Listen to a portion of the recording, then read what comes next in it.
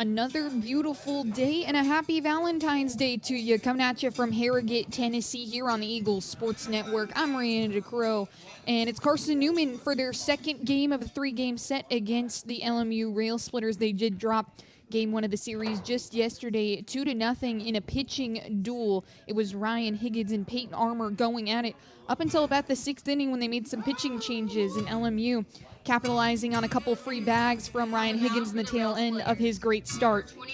That would get the job done. For today, it's Dylan Mayer doing the pitching for the Rail Splitters, and Carson-Newman making some changes in their lineup to compensate for what happened yesterday. Maddox Green will lead things off, then the third baseman Aiden Gibson will be second. He batted later in the lineup, more like the 8th spot. Logan Floyd will be the third batter. Cole Nathan, the second baseman, Bradley Soto Diaz, Tanner Kilgore, Braxton Smith, who led off yesterday, will be batting 7th. John O'Pierce, the shortstop, at 8, and Carson Cochran doing the catching behind the dish. He will be hitting 9. As for the defensive alignment for the Rail Splitters, it's Caleb Jordan, the third baseman, Gabe Gray, the freshman shortstop, Aaron Hobson, after his great day yesterday at the dish, he'll be at second base. Brady Morse is at first, and then from left to right in the outfield, it's CJ Dugan, Fernandez, and Mullenix. Peyton Mullenix, one of those batters that was involved in the whole free bases situation. And a great day for baseball. Wind is blowing from right to left at Lamar Hennon Field. Temperature right around 60 degrees. Pretty nice day for some baseball, getting pretty hot. And a happy Valentine's Day to you. No matter how you're celebrating with your significant other, or if you're watching baseball and tuning in on the Eagles Sports Network, we hope you have a great day. Well, Carson-Newman's perfect record yesterday foiled. They were 6-0 before yesterday when LMU took game one of the series and now moved down to 6-1. Tom Griffin's squad did start the season undefeated last year as well. They were a perfect 10-0 before they finally suffered their first loss. And LMU just slowly improving upon their mark. They get their first conference victory yesterday. They moved to 4-5 after that. And now we'll get things going here on this beautiful Saturday. Maddox Green, the first one to the plate, and he'll see the first stuff from Dylan Mayer. Mayer kicks and fires. It's a strike outside on Maddox Green. Green came in late into the game yesterday as a pinch hitter. He's been one of the mainstays in this Carson-Newman lineup. Second pitch is cut on and chopped towards the third baseman, Jordan, who flings it to Morse. A little wonky stretch, but he makes it nonetheless. And one away for Dylan Mayer in his second start of the season. Mayer has made 2 appearances this season, just 1 start. Thrown 9 innings in those 2 appearances, 5 in his first game against Cedarville, and then 4 against Hillsdale. And now Aiden Gibson will get his first look at Dylan Mayer. First pitch is a strike right down Broadway, got him to look at the fastball. And Aiden Gibson yesterday, one of the few Carson-Newman batters with a hit. Next pitch is too far inside on Gibson. It's at the knees and just in his batter's box. He doesn't dodge out of the way, though. Carson-Newman loves to take pitches, loves to take free bases. Aiden Gibson, one of those guys that's been hit by a pitch the most on this team, watches the next pitch, a slider to the outside and too far outside. So, well, 2 balls and 1 strike for the senior captain, Aiden Gibson, here in the top of the first. Next pitch is a fastball outside that does hit. So, 2-2 for Aiden Gibson.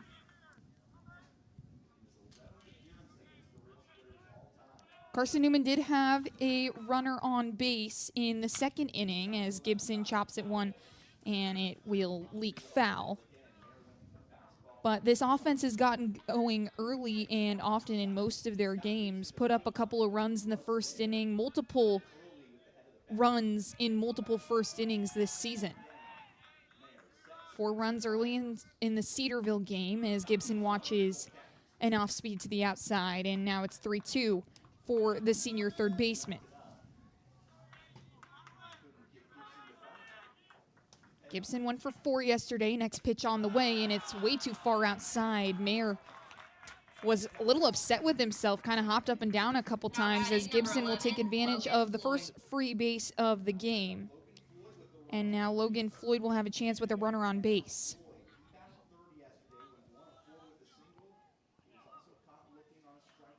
Floyd, one of the best hitters in this Carson-Newman lineup, the All-Sac selection last season in the first base category, and Mayer delivers the first offering. It's a strike, low and away. So 0-1 for Logan Floyd, and Gibson is at first base.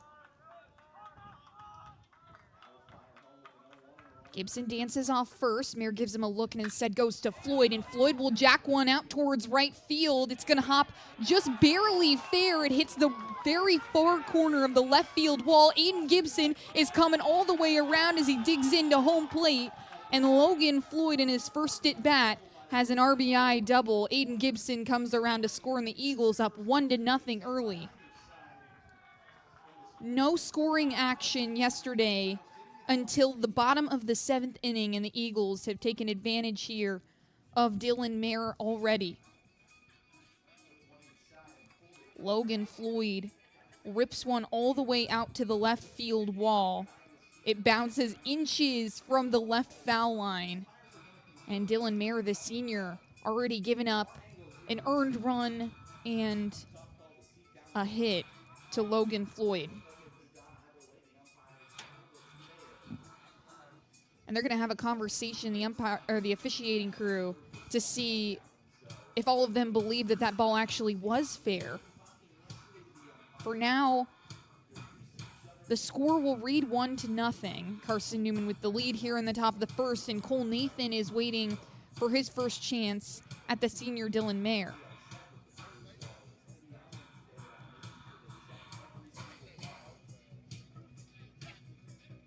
Logan Floyd, his 4th double of the season. He leads this team in extra base hits. He's continued to just be so outstanding after last year's first-team All-Sac selection.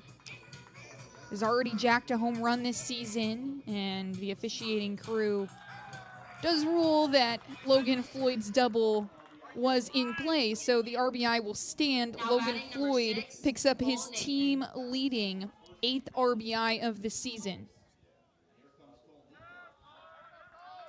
And now Cole Nathan, the All-Sac second baseman. Man, just a tough part of this Carson-Newman lineup. Second game in this SAC opening series, and Cole Nathan hits a soft one to the third baseman, Jordan. He holds up Floyd at second, makes the toss over to first base, where Brady Morse is waiting for him. So 2 away for the Rail Splitters, but not before Logan Floyd could hit a double that brought Aiden Gibson home. Floyd is still at second base, and Bradley Soto Diaz digs into the right batter's box to work on the righty Mayer.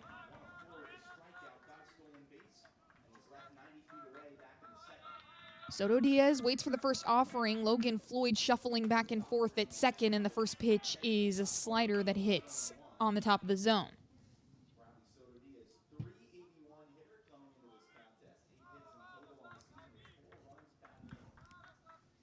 Next pitch on the way, and Soto Diaz cuts it out towards the right field line. It's going to drop in play. Soto Diaz will bring around Logan Floyd to score, in 2 doubles for Carson-Newman in the top of the first inning, make it 2-0 as he golf swings to celebrate with his teammates. And Bradley Soto Diaz using all of his wheels to get around to second base. The transfer from William Penn has been so good for Carson-Newman in the heart of the lineup this season. 6 for 12 last week against Tusculum and Cedarville. Just 1 for 4 yesterday, but a big hit there to bring in another run for the Eagles. So an RBI to Bradley Soto Diaz, and now Tanner Kilgore awaits the first pitch from Dylan Mayer. He swings at the first offering. It's fouled back.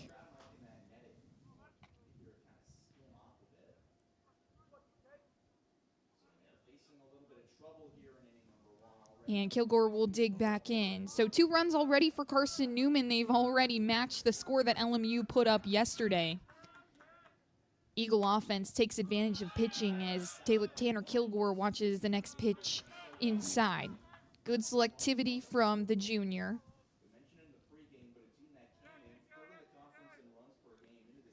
Kilgore was Carson-Newman's best bat yesterday. He was 2 for 3 with 2 line drives for Carson-Newman. Obviously, nothing would come out of them, but he goes right up the middle and Nair, quick reaction. He'll make the throw to first, and that'll be the inning, but not before Logan Floyd hit an RBI double after Aiden Gibson reached on a walk, and then Bradley Soto Diaz with another RBI double to bring Logan Floyd around. The Eagles are up 2-0, and Christian Henderson will get the start against Gabe Gray, Caleb Jordan, and Brady Morse when we come back on the Eagles Sports Network.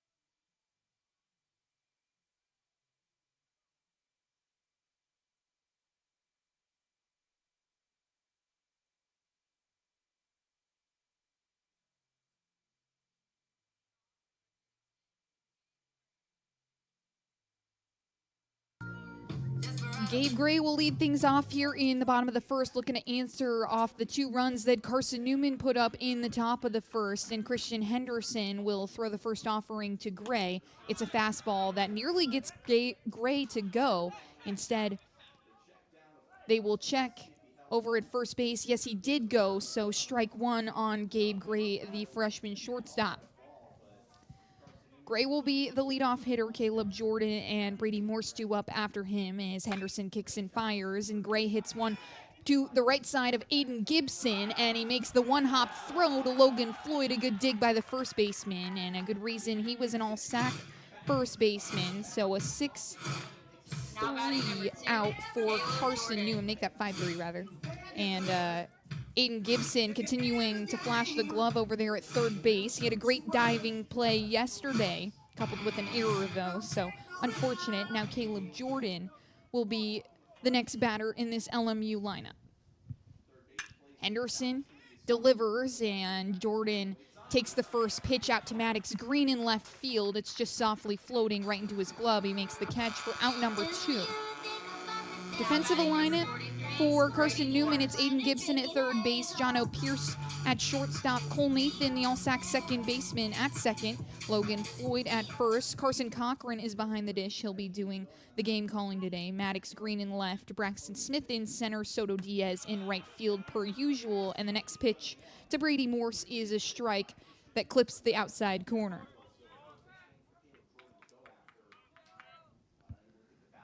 Henderson delivers the 0-1, and it misses outside on the slider. So 1-1 for Brady Morse. Gabe Gray hit a ground ball to third base. That would be the first out, and then Caleb Jordan just a line drive to Maddox Green in left. And Brady Morse fouls one back over the netting.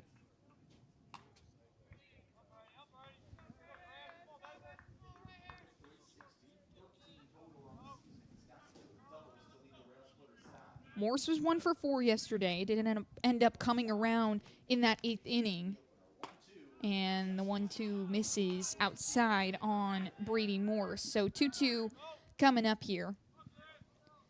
Henderson just one start this season already, but was one of the Eagles' main starters last year as well.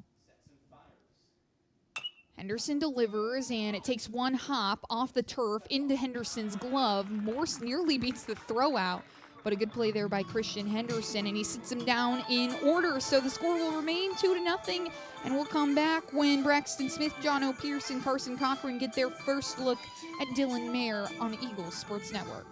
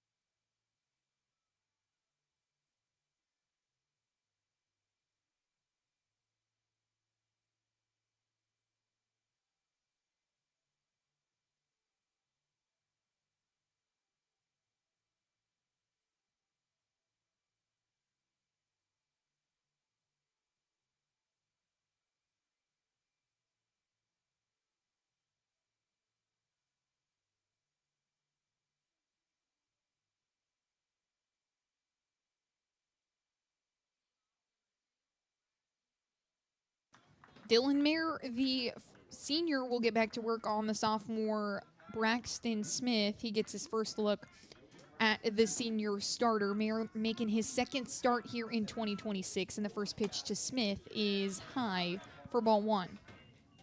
Carson-Newman up 2-0 here after their two-run top of the first, and it was two doubles off the bat of Logan Floyd and Bradley Soto Diaz to get it done after Aiden Gibson walked, and the next pitch to Smith misses inside for ball two.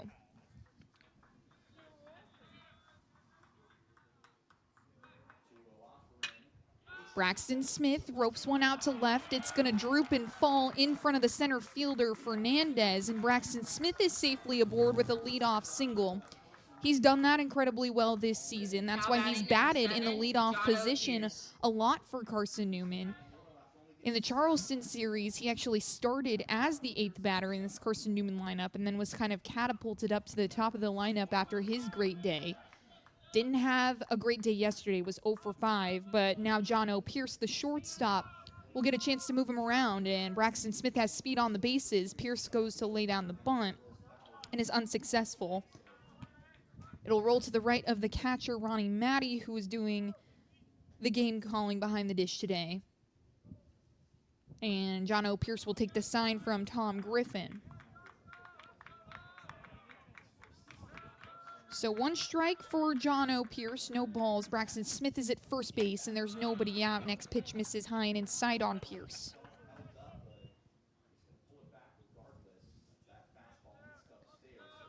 Pierce, the transfer over from Roan State, but has been a mainstay in this Carson-Newman lineup. One of the regular starters for the Eagles at shortstop. Next pitch to Pierce is right up the middle. It's over the glove of the jumping Hobson. Braxton Smith overruns second base, but it doesn't matter as the throw is in, and John Pierce, now batting number 30, the fourth hit already of this ball game against the senior starter Dylan Mayer.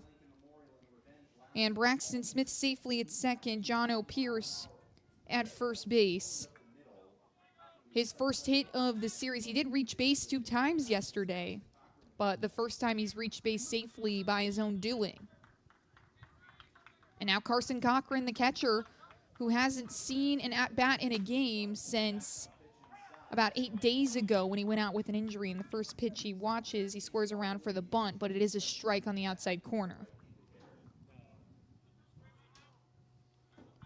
Lots of line drives for Carson-Newman. They've got 4 hits in this ball game here, and we're in the top of the second. Mayer watches Smith at second base, and Cochran lays the bunt down up the first baseline. Morse will call off Mayer, and he makes the play over to Hobson, who's covering first.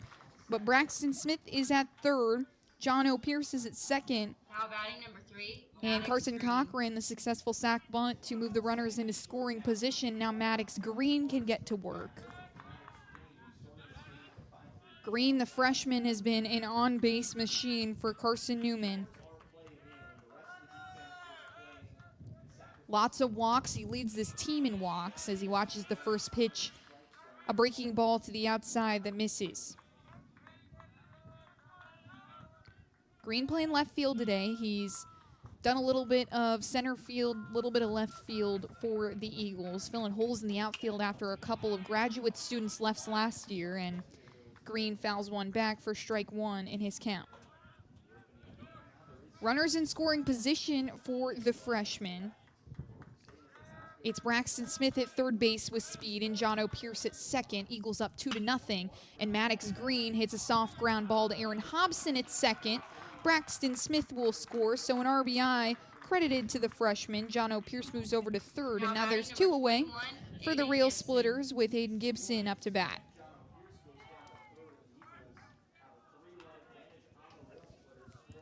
Eagles up 3-0 here in the top of the second. Quite the different story from yesterday when neither team scored until the bottom of the seventh.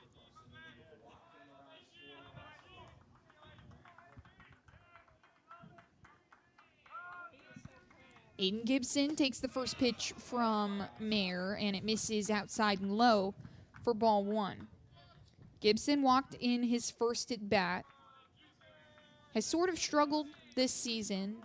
Had troubles with the bat, but a great day yesterday. 1 for 4 at the plate, one of Carson-Newman's only hits as he fans on the off speed from Mayer. He was way ahead of that one. Gibson was 1 for 10 last week. He had kind of struggled at the plate, but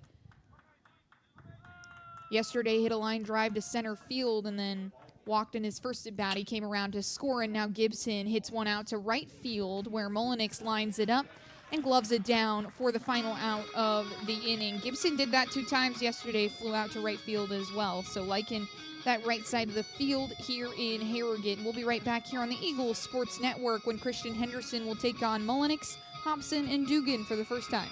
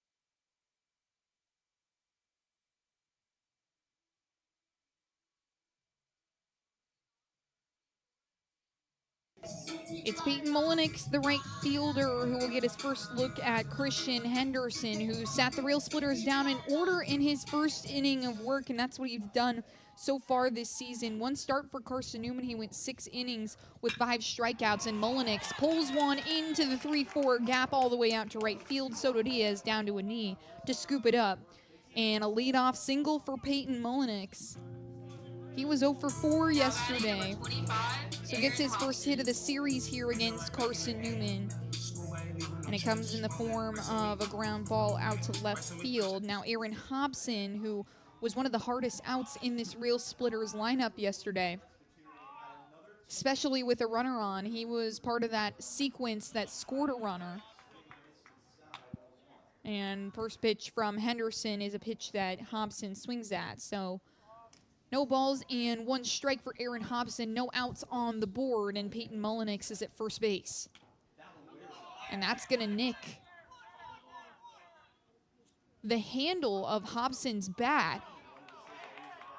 They're going to say Carson Cochran thought behind the plate that it hit the knob, so he tossed it over to Logan Floyd at first. The umpires correctly discerned that it did hit Hobson's elbow guard first, so Mullenix over to second base. Aaron Hobson will reach on the hit by pitch. Eagles starters, they don't really give up free bases incredibly often. One walk for Christian Henderson last time he started. One walk for Colton Kaysen this season, who will start game 3 for Carson-Newman, and 3 walks for Ryan Higgins. He had 2 freebies yesterday, so make that 5 from Ryan Higgins. So a combined 7 free bases from the Eagles starters so far this season. Hobson takes advantage of one there and puts the runner in scoring position. And Peyton Mullenix, who's at second base, he reached after he hit a hard ground ball in the 3-4 gap. And now CJ Dugan, the left fielder, will come to the plate. He played center field yesterday for the Rail Splitters. 2 strikeouts for Dugan yesterday at the dish. Now batting number 39. Ended up bunting in his 3rd at bat and then had a hit in his last at bat in the 8th. Hard ground ball out to left field.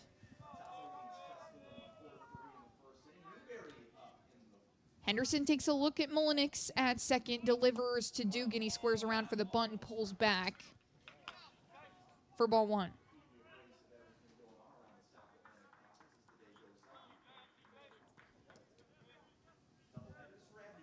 Eagles last year made it into the SAC tournament, looking to do the same thing again and need to get a couple of wins against SAC foe LMU as Dugan squares around again, and it's fouled back. So a 1-1 count for CJ Dugan with runners at first and second and no outs for Carson-Newman. Hobson reached on a pitch that he was hit by, and Peyton Mullenix hit a ground ball into right field. And now CJ Dugan takes the 1-1. He squares around for the bunt again, and it misses. So 2 balls and 1 strike for CJ Dugan.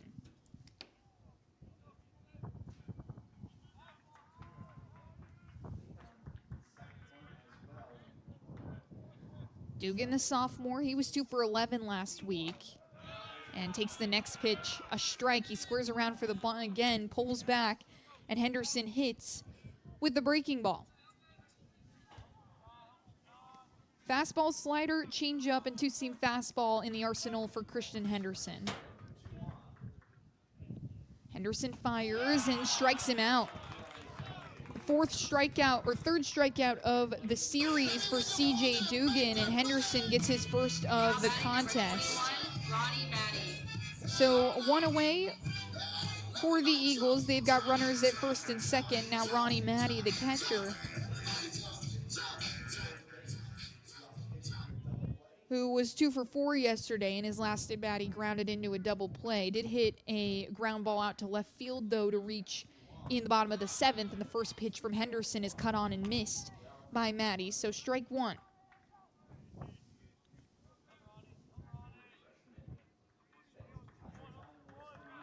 Henderson really caught his groove towards the tail end of his start in his first start against Cedarville. Retired 9 of the final 10 batters that he faced. Trying to do more of the same in this instance as the slider misses outside. So 1-1 for Ronnie Matty.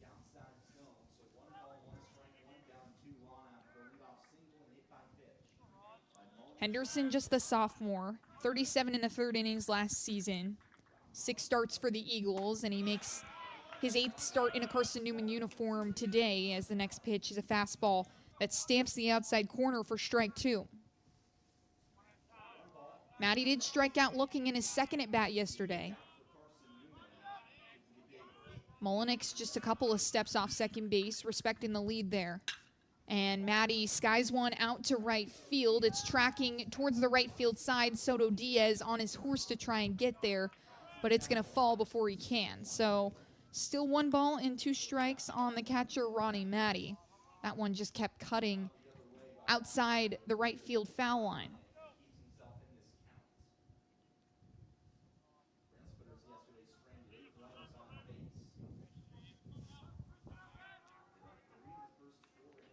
LMU takes the first game of the series against Carson-Newman, and they do it in what was a pitcher's duel. Just 2 runs scored in the entire ball game. They blake Carson-Newman, and Henderson fires the 1-2. It misses outside. LMU trying to get back to the conference tournament, though, this year. They were 24-23 last season overall and 13-17 in the conference, but a really good home team, 16-9 last season at home as Maddie nicks one off his bat. Gibson turns it to second, over to first base, and Logan Floyd makes the stretch to get Maddie at first. So a 5-4-3 double play to keep Christian Henderson's record scoreless here in this ball game. And the Eagles lineup, the dangerous part of it, is due up when we come back here on the Eagles Sports Network. Logan Floyd, Cole Nathan, and Bradley Soto Diaz look to get the Eagles some more hits. Stay with us.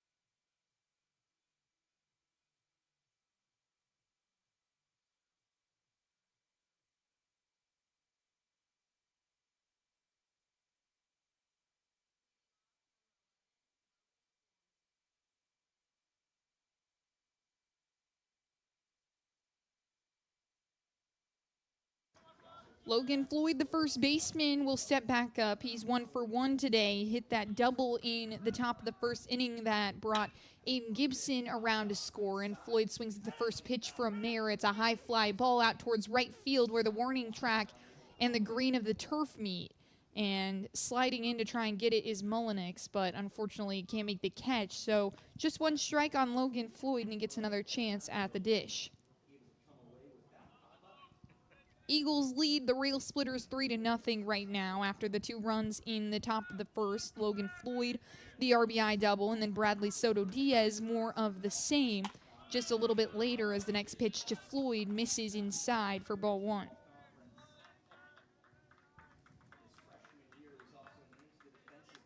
Christian Henderson keeping things scoreless, and he forces Ronnie Maddie to ground into a double play to end the inning. So LMU can't capitalize. They leave a couple runners on base, and the breaking ball on Floyd. He turns his shoulder thinking he was going to get hit, and again it misses inside. So 2-1 for Floyd.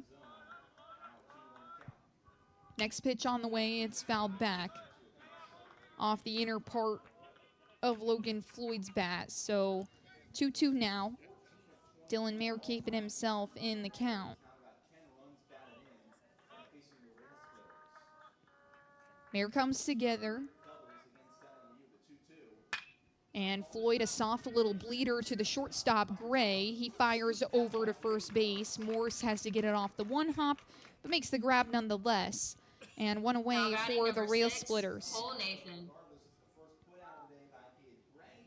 Weak contact there by Logan Floyd, not something you see too often. And talking to him after games when he has those little short putouts, he just gets so upset. Had his first strikeout yesterday, and just for someone who's so good at hitting, one of those guys that likes to play to perfection, as Cole Nathan takes the first pitch, a fastball that hits the upper outside corner for strike one.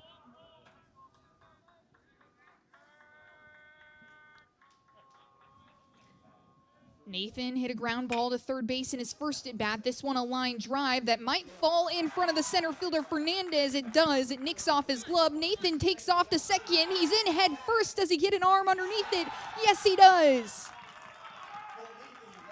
The tag was there from Gabe Gray, but Cole Nathan with the outstretched hand touches the leather and makes it Now batting number 34, a double, Bradley stretches Soto one Diaz. all the way out, uses his speed, and now Cole Nathan is aboard at second for Bradley Soto Diaz, who could potentially get his second RBI of the day. Third extra base hit for Carson-Newman in this contest. They're up 3-0 on the Rail Splitters, and Soto Diaz rips one all the way out to left center field. It's tracking back to the wall. It's going to take one hop, hit the fence. Cole Nathan jogging into home plate, and Bradley Soto Diaz 2 for 2 with 2 doubles. The senior transfer from William Penn brings a lot of power off the barrel, and it's on full display here in this second game of the SAC series. His signature golf swing over there at second base gets his teammates fired up. And Carson-Newman loving the doubles on Valentine's Day. Jake Haywood not, so he's going to go out and have a conversation with his pitcher in Dalen Mayer. Looks like it might be the end of his day. We'll take a quick break here on the Eagles Sports Network and see who it goes to.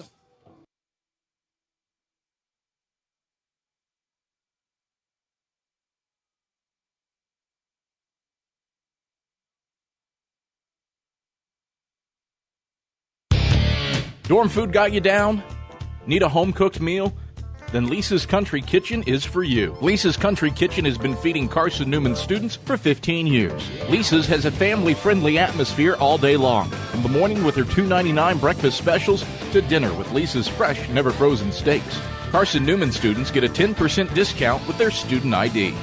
Lisa's Country Kitchen on Route 92 off Old Andrew Johnson Highway. The best food for the best prices. Looking to make your home more comfortable and affordable? Maybe with a new electric heat pump or new attic insulation? And don't forget new doors and windows. AEC is here to help. We have a quality contractor network, easy financing, and incentives for home upgrades. Plus, AEC carefully inspects every job to ensure the highest quality satisfaction. Visit our website at aeccoop.org for applications, contractor lists, and more details. AEC, power what matters most.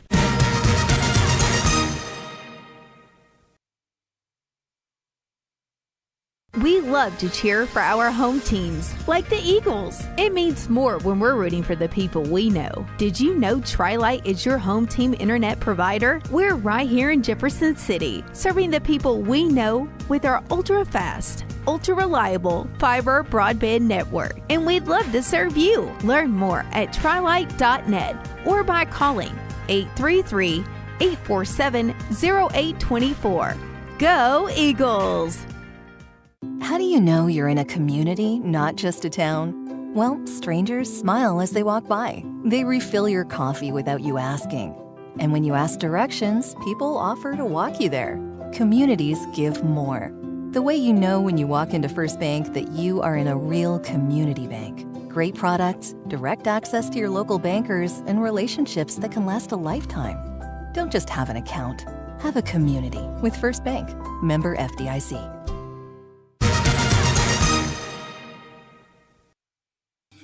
Back here on the Eagles Sports Network, where Lucas Smith, the new arm for the LMU Rail Splitters, will take over for Dylan Mayer, the senior out of Murfreesboro. doing the relieving duties off the starter. Mayer went 2 1/3 innings pitched with 6 hits, 4 runs, 4 earned runs, and a walk. So that'll be the end of his day, and Lucas Smith will get to work on this Carson-Newman order. It's Tanner Kilgore who will get the first action from the new reliever. Score of this ball game is 4-0 after Bradley Soto Diaz just most recently hit another RBI double to bring around Cole Nathan to score. And now Tanner Kilgore looking to keep his day relatively good as he turns on a pitch because it was headed right at him and takes it. So first pitch for Lucas Smith hits Tanner Kilgore, and that puts runners on first and second with 1 out on the board for Lucas Smith. And now Braxton Smith, the center fielder, will get his first look. Tom Griffin talks to his hitters about making adjustments, and this Eagles team has forced opposition into making many pitching changes, so therefore the Eagles have to make tons of adjustments as the first pitch to Braxton Smith misses high for ball 1. 1-0 count with 1 out on the board, runners at first and second, and Smith is a little too early on that one. He fouls it off.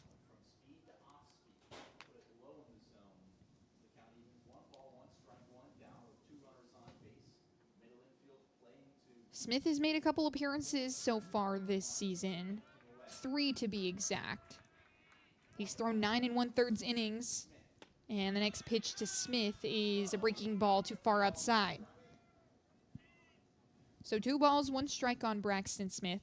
4 innings in each of his first two appearances with the Rail Splitters this season, and then 1 inning against Bluefield State a couple of days ago as Smith goes right up the third baseline. It is a fair ball. Bradley Soto Diaz makes the turn. He gets the wave from Tom Griffin. And so does Tanner Kilgore as he digs in and doesn't even have to dive into home plate. He thought he was going to have to, but Soto Diaz and Jono Pierce tell him to stay standing. And Braxton Smith, with an RBI double, makes this ball game 6-0 here in the top of the third. Eagles with 4 doubles that have turned into RBIs, and Carson-Newman taking advantage and getting their bats going. After yesterday, they were quite quiet. Just a couple of hits and no runs for the Eagles, but they've turned it right around here on this Saturday afternoon. Braxton Smith dances at second, and Jono Pierce gets his first look at Smith, and the first pitch is a breaking ball that hits on the outside corner.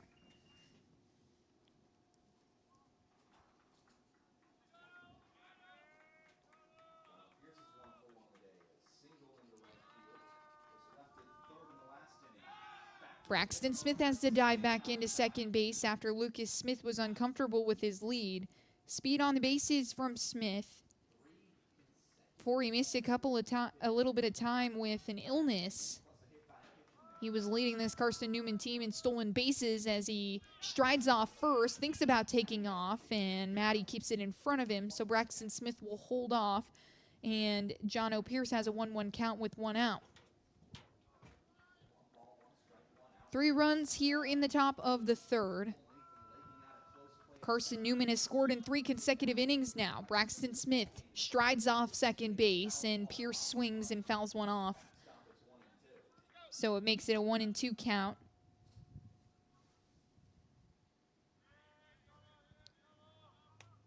Five hits on the year in Lucas Smith's 3 appearances for the Rail Splitters to go along with 7 strikeouts and 5 walks. Smith kicks and fires the 1-2. It takes 1 hop into the glove of Jordan. Jordan cannons it over to Morse at first. He'll get the out there, and Braxton Smith will hold up at second base. Doesn't want to do anything risky, and Tom Griffin trying to make sure that his team continues to build upon their lead. Not wanting to do anything silly, although this Eagles team aggressive on the bases, to say the least. So many players on this Carson-Newman roster with a stolen base. Bradley Soto Diaz leads the team with 3, but he's got 5 other Carson-Newman hitters who have 2 stolen bases. Braxton Smith takes off. Carson Cochran lifts one out to center field, and Fernandez makes the catch for the last out of the inning. Little hit-and-run situation there for Tom Griffin, and finally the Rail Splitters get out of it, but not before Carson-Newman puts up 3 runs, makes it a 6-0 ball game, and It's Luke Lowry and Kevin Fernandez to get their first look at Christian Henderson, then the top of the order, Gabe Gray, when we come back on the Eagles Sports Network.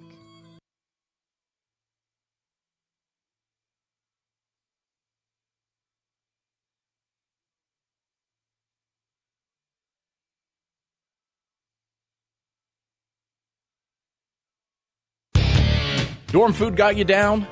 Need a home-cooked meal? Then Lisa's Country Kitchen is for you. Lisa's Country Kitchen has been feeding Carson-Newman students for 15 years. Lisa's has a family-friendly atmosphere all day long, from the morning with her $2.99 breakfast specials to dinner with Lisa's fresh, never-frozen steaks. Carson-Newman students get a 10% discount with their student ID. Lisa's Country Kitchen on Route 92 off Old Andrew Johnson Highway.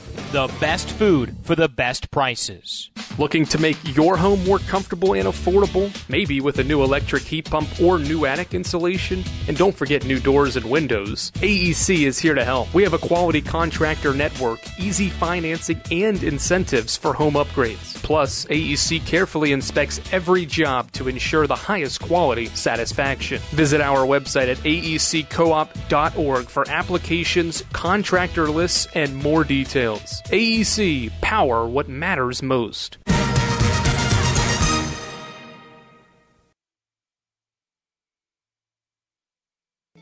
Christian Henderson back to work for the bottom of the third. The Eagles currently ahead 3-0 as we welcome you back here on the Eagles Sports Network from Harrogate, Tennessee. Raina DeCrow with you the whole way through for this Saturday doubleheader.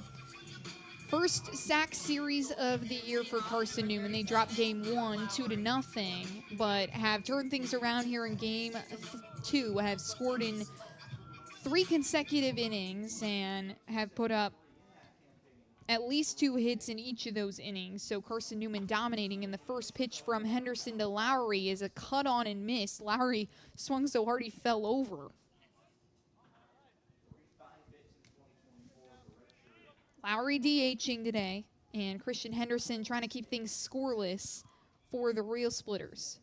Henderson kicks and fires the 0-1, and it's a breaking ball that misses outside. So 1 ball, 1 strike on the DH, Luke Lowry. This is the first time he's seen Christian Henderson. Henderson sat the Real Splitters down in order as Henderson fires the 1-1, and it's fouled back. And then Ronnie Matty ended the bottom of the second for the Real Splitters when he grounded into a double play to keep runners out there on the bases, and Henderson fires again. Lowry takes advantage of it. It's a line drive that's going to drop in front of Braxton Smith. He has to backpedal to make sure he can get it off the 1-hop. He thought about diving for it as it was potentially in his wheelhouse with his speed, but a leadoff single for Luke Lowry. And the second time in as many innings, the Real Splitters have led off with a single and a runner on base. So Kevin Fernandez, the center fielder, will get his first look at Henderson now. Henderson fires. First pitch, a fastball that hits on the outside corner.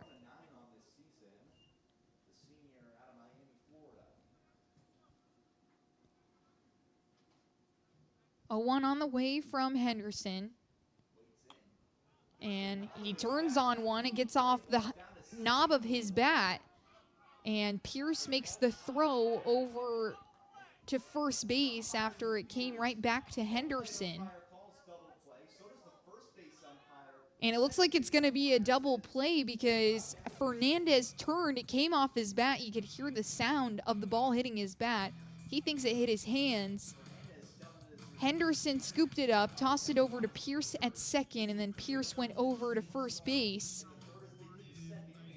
And the officiating crew will have to have a conversation about that one, trying to decide if that one was a dead ball. Kevin Fernandez has taken his base like it is.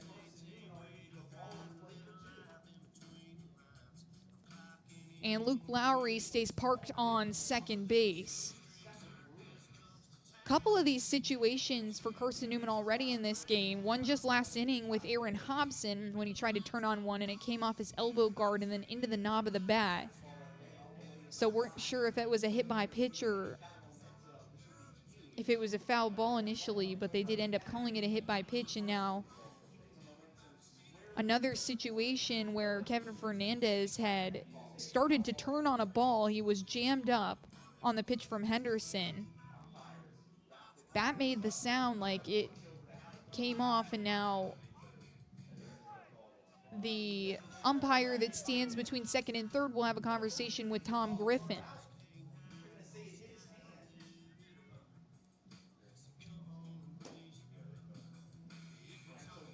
Looks like they're going to say it did hit his hands. Tom Griffin not incredibly happy with that decision. So the second batter hit by a pitch in this ball game from Christian Henderson. Kevin Fernandez is at first base. Luke Lowry is at second.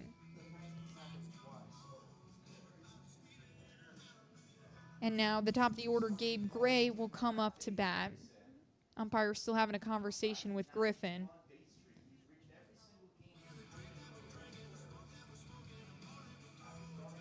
Henderson allowed 3 hits in his first appearance with Carson-Newman this season. Has allowed 2 hits in this ball game through 2 innings pitched, to strike out to go along with it. That's his 6th of the season. Now batting number 36, Gabe Gray. Gabe Gray, the freshman shortstop, leads things off in the Rail Splitters lineup, and now he is up with no outs on the board and runners at second and first. Hit a ground ball to Aiden Gibson in his first at bat. Henderson takes a look at Lowry and finally fires the 1-1. It's a hard ground ball to John O'Pearcy, bobbles it, and then tries to toss it over to Cole Nathan, who bobbles it himself. So now bases loaded for LMU as Carson-Newman can't get the putout to go. Batting number 2, Caleb Jordan. And Caleb Jordan, the third baseman,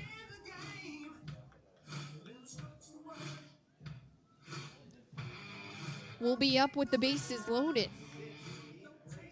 And Tom Griffin will take a second to have a conversation with Christian Henderson. We'll be right back here on the Eagles Sports Network when the Eagles return to the field.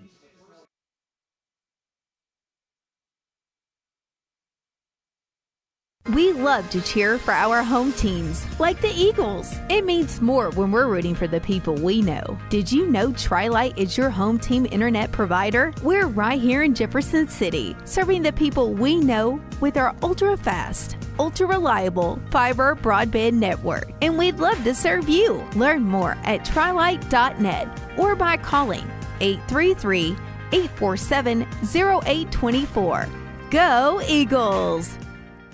How do you know you're in a community, not just a town? Well, strangers smile as they walk by. They refill your coffee without you asking. And when you ask directions, people offer to walk you there. Communities give more. The way you know. Well, Caleb Jordan was 0 for 3 yesterday, trying to get his first hit of the series, and Carson Cochran fakes the fire over to third base where Luke Lowry had a nice healthy lead off the bag, but he doesn't throw it. And the pitch from Henderson was a strike after the meeting from Tom Griffin, trying to settle down his starter. Next pitch from Jordan is going to be caught in right field by Bradley Soto Diaz. He cannons one home. Cochran makes the tag. He got him. What a throw from Bradley Soto Diaz. And the Eagles dugout goes crazy.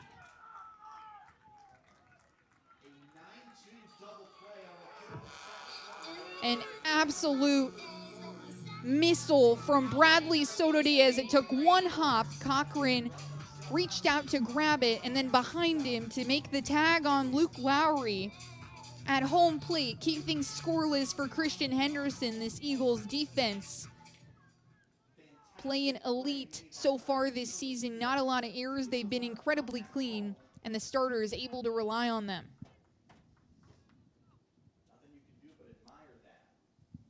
So now Brady Morse has runners on the corners, 2 outs on the board, and LMU still trails by 6. Oh my goodness, what a throw from Bradley Soto Diaz. He has been such an addition to this Carson-Newman lineup as Morse fans on one from Henderson. So 0-1 for the first baseman. Kevin Fernandez is at third base, and Gabe Gray is on first.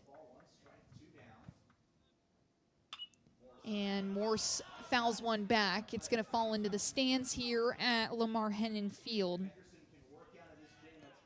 Braxton Smith had talked about before the season how this Carson-Newman team was going to have to do a little bit of thinking in the outfield, but wasn't worried because he knew they had depth. And Bradley Soto Diaz has delivered in all elements as Morse hits a hard line drive out to left field. Maddox Green tries to get there. It clips the top of his glove, but he can't make the catch. Fernandez is coming in to score. Cochran misses the tag on Gabe Gray, who is one of the fastest runners in this LMU lineup. So 2 RBIs for Brady Morse on the double after a crazy double play from Bradley Soto Diaz in right field. And it makes it 2-6. Now batting number 24, Peyton Mullen. Brady Morse gets his second hit of the series. He's 2 for 6 so far, and now Peyton Mullenix, the right fielder, digs in from the left side. Hard ground ball between the 5-6 gap, and Morse is going to turn around third. Maddox Green tosses it to Cole Nathan at second base. They're going to let Morse come in uncontested. And LMU battles back.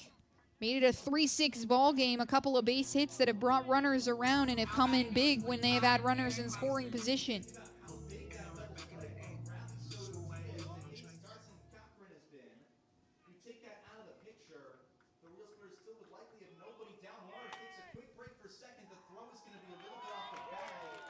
Mullenix takes off towards second base after Henderson fired the first pitch to Aaron Hobson. It was a ball.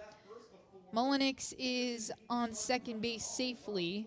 Cochran couldn't gun him down. And Aaron Hobson watches the 1-0, and it's a breaking ball too far outside. So 2 balls, no strikes for Aaron Hobson.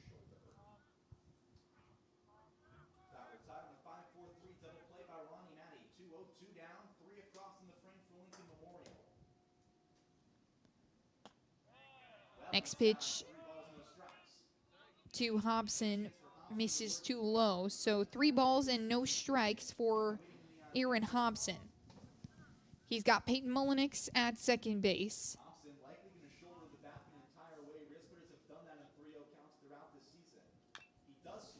And Hobson swings on one, but it's fouled back.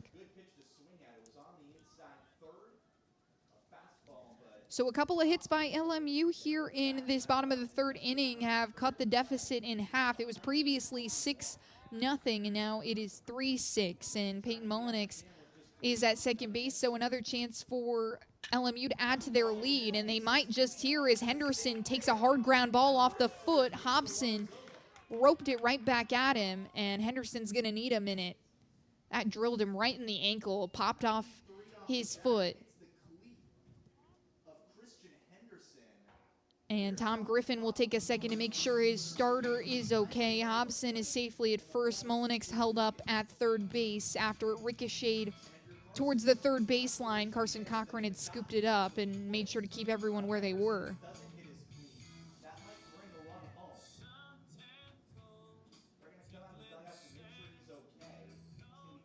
Henderson, 2 2/3 innings pitched, 5 hits and 3 runs. We'll see what Tom Griffin will do here after Henderson is trying to shake it off here. Retying his cleat, making sure everything is A-okay. Mullenix is now at third base. Aaron Hobson hit the single right at Christian Henderson. Just a blazing ground ball, 93 off the bat. And he'll pick up this single. He sits on first base. So runners on the corners now for C.J. Dugan. Henderson's going to take a couple minutes to shake things off. Throws one warm-up pitch and kind of shakes his head. It hit his right ankle. He reaches down and holds it, and Tom Griffin will go to his bullpen. So we'll take a quick break here on the Eagles Sports Network, see if anybody is ready to go for the Eagles.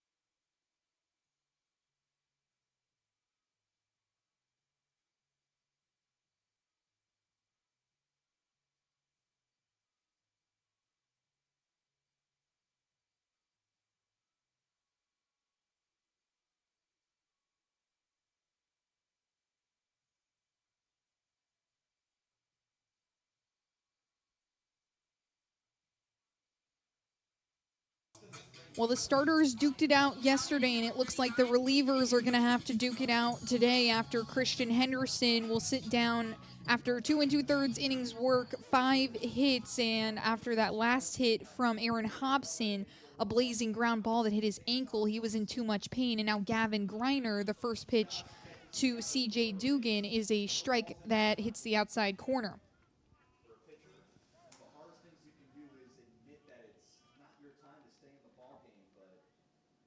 So Henderson has to step off, and Greiner has to come in quick, and Dugan goes to the third baseman, Aiden Gibson. He dives for it. It sneaks under his glove, and the Rail Splitters have brought in another run here in this bottom of the third inning. Peyton Mullenix scores on the RBI single from C.J. Dugan. Now batting number 21, Ronnie Matty. Tough spot for the freshman Gavin Greiner. He has to come in when he wasn't even remotely ready to, wasn't even warming up in the bullpen, and then has to come out, throw a couple pitches, and this ball game is now 6-4 with 4 runs that the Eagles have let up in this bottom of the third inning, and Ronnie Matty will take the first offering from Gavin Greiner, and it's a ball that misses outside.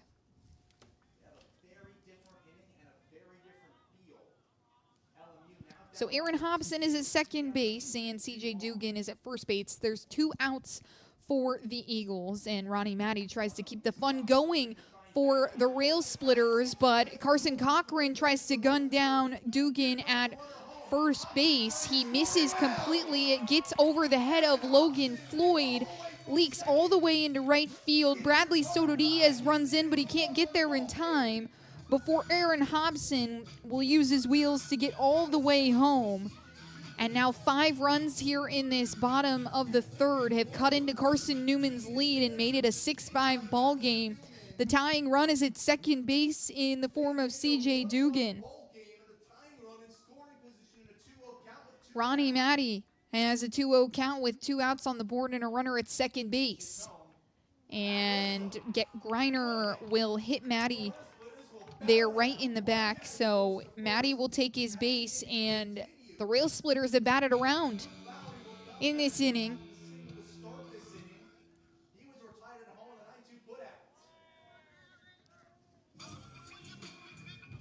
Now batting number 37, Luke Lowry.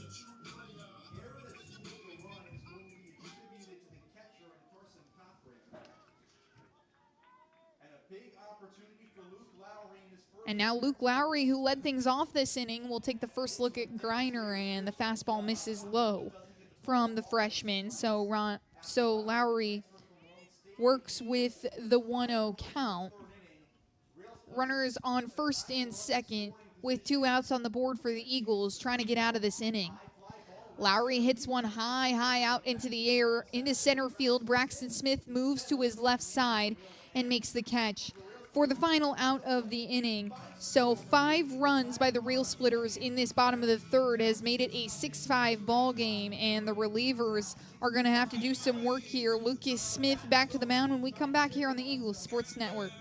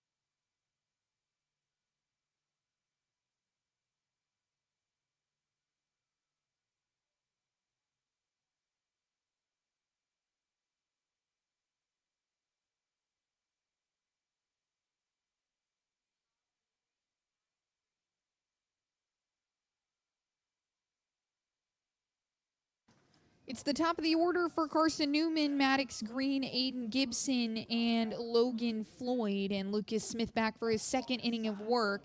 First pitch to Maddox Green is a strike that hits in the lower part of the zone. LMU doing a great job in the bottom of the third. They've cut Carson-Newman's lead to just one run after the Eagles have scored in 3 consecutive, and the next pitch to Maddox Green misses outside. So a 1-1 count for the freshman left fielder. 5 hits from the Rail Splitters, 2 errors by the Eagles, and 2 left on base from the Rail Splitters. So it could have been worse as Maddox Green turns the shoulder and lets a breaking ball come inside, and it misses. So 2-1 for Maddox Green. Nobody on, nobody out. Eagles put up 2 runs in the top of the first, 1 in the top of the second, 3 in the top of the third, and the next pitch is a breaking ball from Lucas Smith that paints the outside corner. So make it 2-2 for Maddox Green. He's 0 for 2 today. Ground ball to third base in his first at-bat as the next pitch from Smith misses outside. Tried to get him to go on the fastball, but he didn't bite.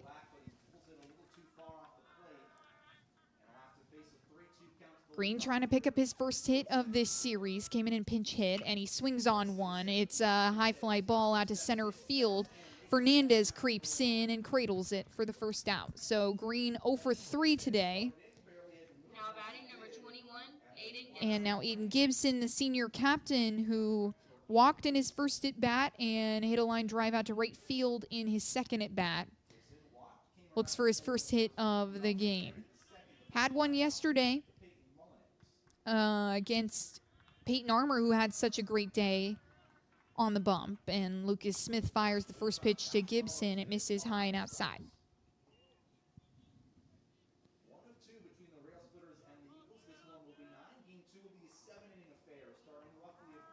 Gibson steps back in, and next pitch is off the tail end of Gibson's bat, so a foul ball, and it makes it 1-1.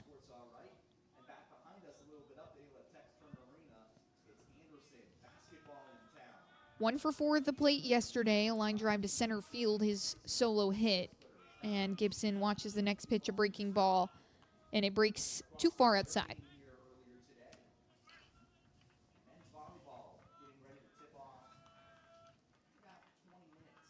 Gibson really good at being selective, but the contact hasn't turned into hits just yet for the senior. Next pitch stamps outside for strike 2. Eagles hitters super selective. Like to work pitchers up in their pitch counts. And Gibson almost turns on one, but instead has to lead out of the way as the fastball from Smith kind of hangs at Gibson's chin and makes it a full count. So 6-5 ball game. Carson-Newman still leads by 1. 2 errors for the Eagles in the bottom of the third as Gibson watches the next pitch from Smith, a breaking ball that misses outside. So Gibson will have his second walk of the day. And that's exactly what happened in the top of the first when Logan Floyd came up to bat and hit an RBI double that brought Gibson around to score after he reached on the walk. And Floyd is 1 for 2 today with that double. And he grounded out to shortstop in his last at-bat. So 1 out on the board with a runner at first in the form of Aiden Gibson and Logan Floyd. The Eagles all-sack hitter at the plate. He fouls the first pitch from Smith back towards the softball complex here in Harrogate. Wind's starting to blow a little harder now from right to left, so definitely something to take into consideration for the outfielders. Logan Floyd also a pull hitter, so helping him. Floyd waits on the off speed and doesn't swing, rightfully so. It was low and outside, so a 1-1 count for Logan Floyd.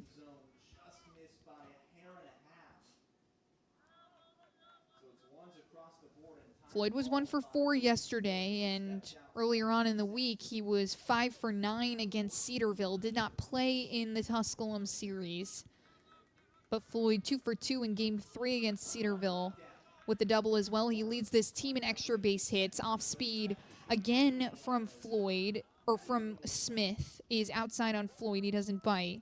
A good pitch there, though, by the senior.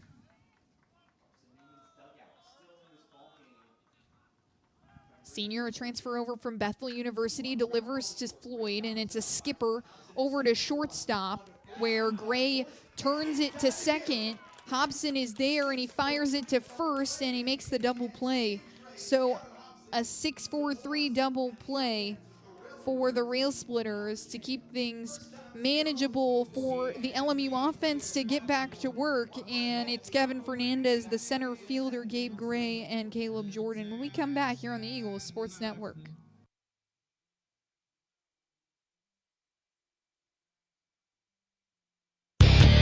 Dorm food got you down?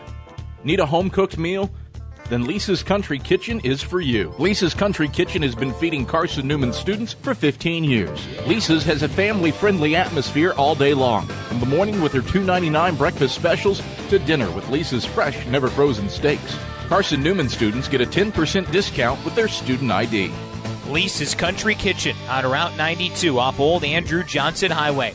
The best food for the best prices. Looking to make your home more comfortable and affordable? Maybe with a new electric heat pump or new attic insulation? And don't forget new doors and windows. AEC is here to help. We have a quality contractor network, easy financing, and incentives for home upgrades. Plus, AEC carefully inspects every job to ensure the highest quality satisfaction. Visit our website at aeccoop.org for applications, contractor lists, and more details. AEC, power what matters most.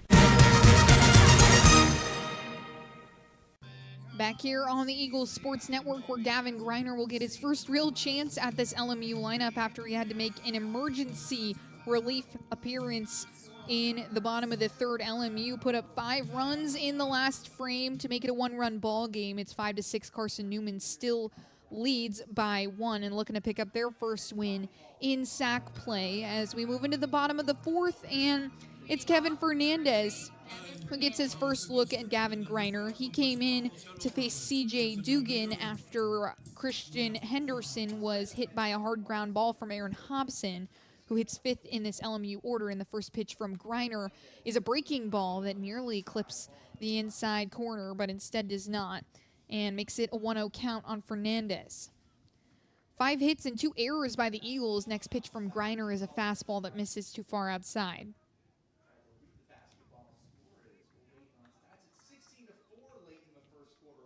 So 2 balls, no strikes for Kevin Fernandez. He was hit by a pitch in his first at bat as he battles one up the third baseline.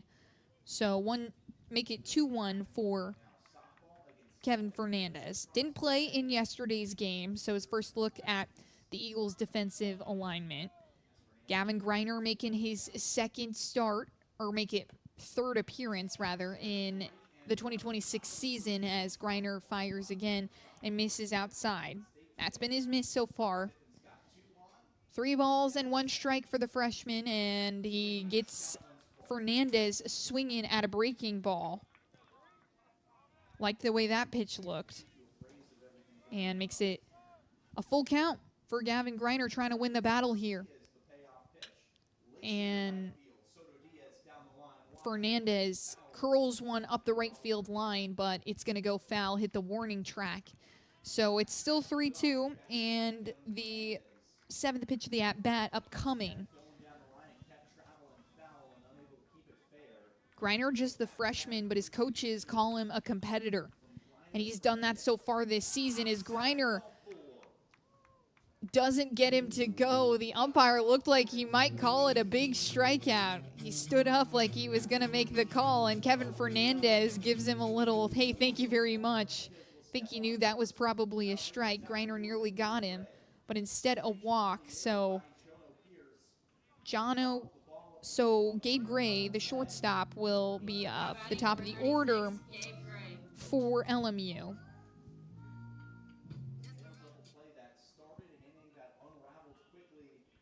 Gabe Gray, he's 0 for 2 today. Reached on an error in his last at-bat.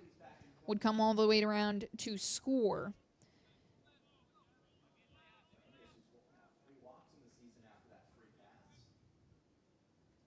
And now Greiner will go back to work on the batter after checking Fernandez at first. Greiner delivers, and Gray fouls it back. It's straight back over the head of Cochran. And makes it 0-1. Griner, 2 appearances this season. He's thrown 3 innings, but 3 1/3 innings, I should say. 3 of those innings came against Cedarville just a week ago in this very same spot, but 5 strikeouts to end the ball game. He struck out 5 of his last 6 batters. After a couple of runs came around to score, he really turned on the heat, and this is exactly what's happened here against LMU.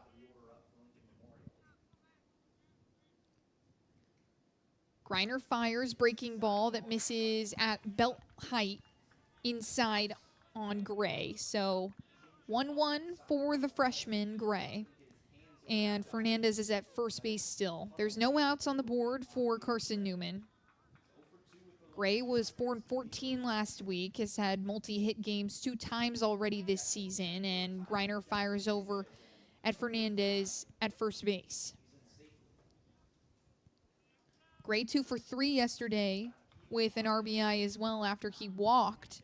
And then Aaron Hobson came in to score. That was the first run of the ball game as Griner goes back to Fernandez at first base. It's still 1-1 on Gabe Gray, the freshman shortstop. Griner delivers, and it's a fastball as Cochran guns down Fernandez at second base. He got him. Fernandez had taken off. Griner was testing him to see if he would. Finally, he does. Baits him into going. And Cochran able to fire down to second base. That's the 3rd runner he's thrown out this season at second as Griner hits the helmet of Gabe Gray. So the 2nd free base of the inning.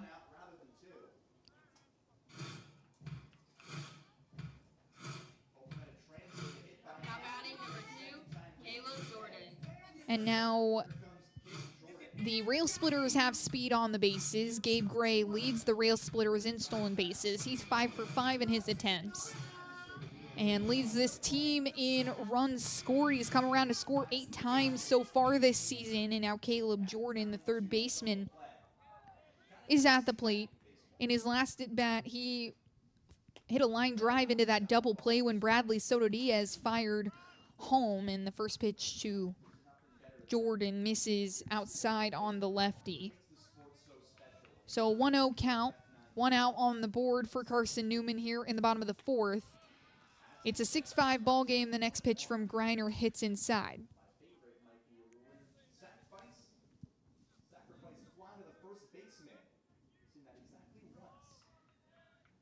1-1 count, 1 out, and a runner at first base for Gavin Griner.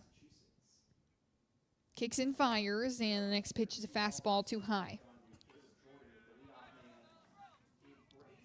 Griner 3 pitches in his arsenal, a fastball, slider, and changeup.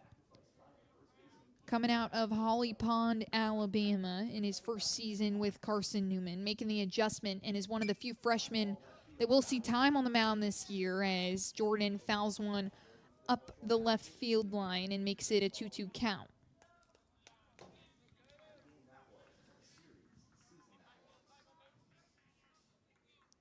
Griner takes a look at Gray.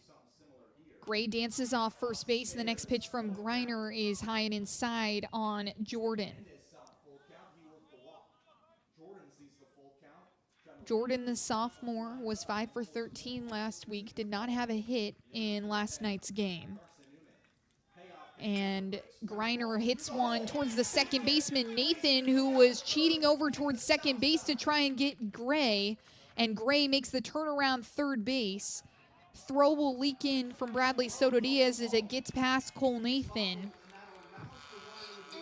And Gabe Gray will be at third base. Caleb Jordan at second. Runners in scoring position with 1 out for Brady Morse, who already has 2 RBIs today. Hit an RBI double in his second at bat and has an opportunity to collect more.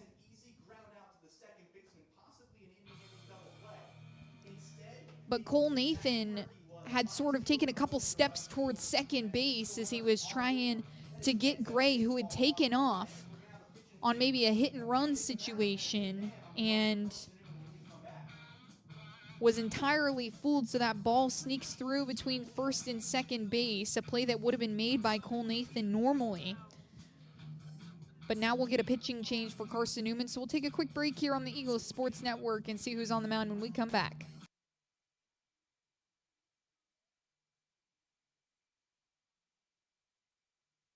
We love to cheer for our home teams, like the Eagles. It means more when we're rooting for the people we know. Did you know Tri-Lite is your home team internet provider? We're right here in Jefferson City, serving the people we know with our ultra-fast, ultra-reliable fiber broadband network. And we'd love to serve you. Learn more at trilite.net or by calling 833-847-0824. Go Eagles!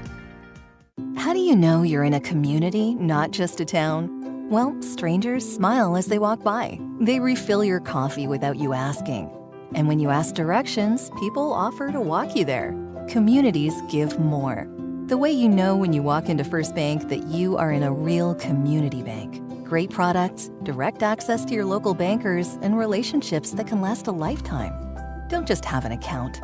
Have a community with First Bank. Member FDIC.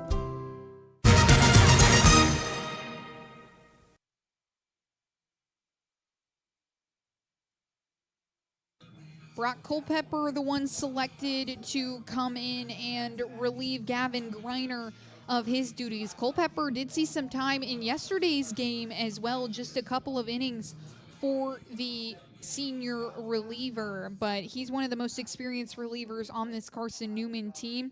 84 and 2/3 innings of relief in his appearances throughout his Carson-Newman career, and he'll have to come in a big spot. There's one out on the board. Gabe Gray with speed on third base, and Caleb Jordan, the third baseman, after his single into right field, is on second. Brady Morris, who's already hit an RBI double today, is at the dish.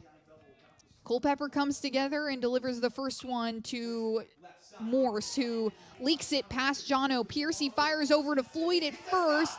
He makes the stretch, but he's there in time.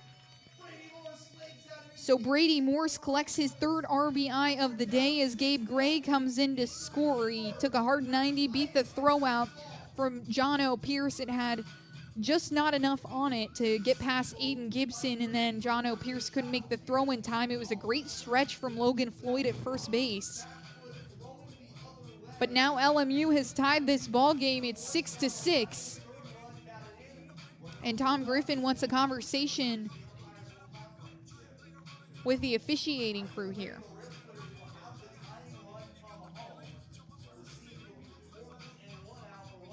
Brady Morse is 2 for 3 today with 3 RBIs.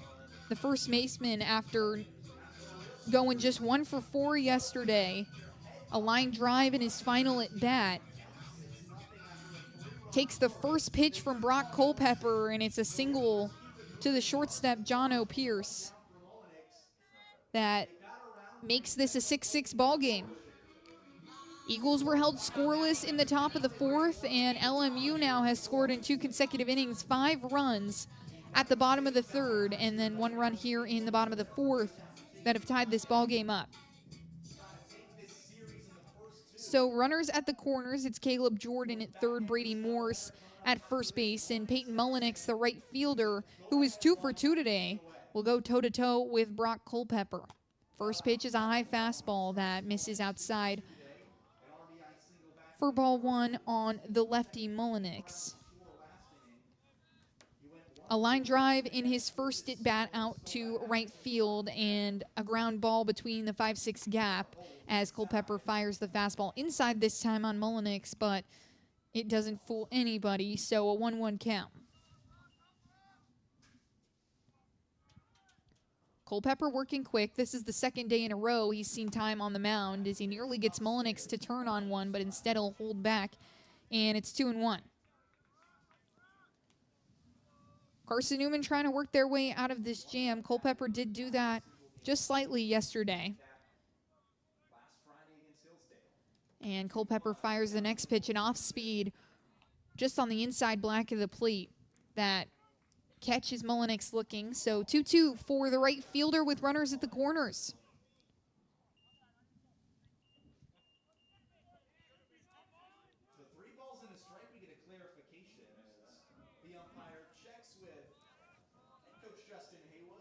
Get a correction here. It's 3 balls and 1 strike for Peyton Mullenix as he tries to turn on one and fouls it back. So make it a full count now for Peyton Mullenix and Brock Culpepper.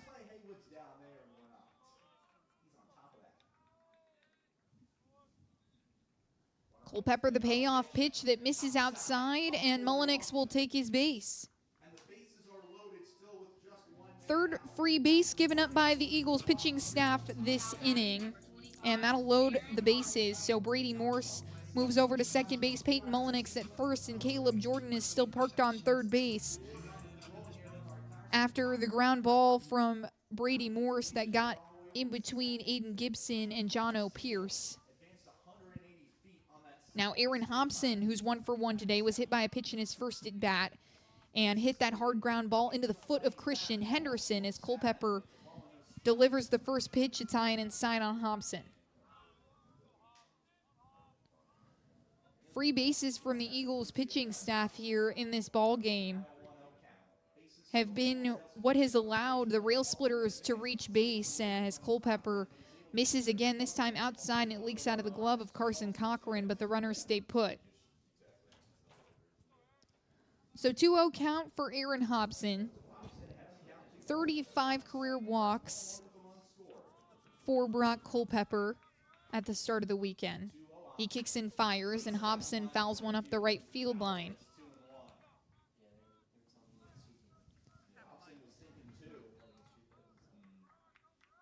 One out on the board for Carson-Newman. The bases are juiced, and Aaron Hobson is up to the plate.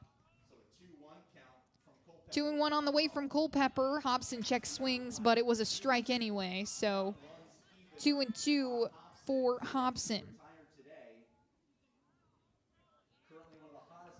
Hobson was 2 for 4 yesterday. Was probably the toughest out in the Rail Splitters lineup. He swings on this one. It's a soft little ground ball that drops foul on the second bounce. So still 2-2 for Aaron Hobson. The runners were moving to try and get home.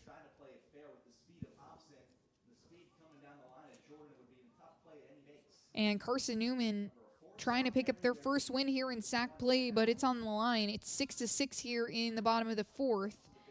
Eagles held scoreless in the top of the fourth. Before that, they had scored in 3 consecutive innings. Culpepper has been pretty good in his relief appearances so far this season. He's made 4 of them already, and Hobson turns on one, and it rips into the LMU dugout. So still 2-2. And Hobson,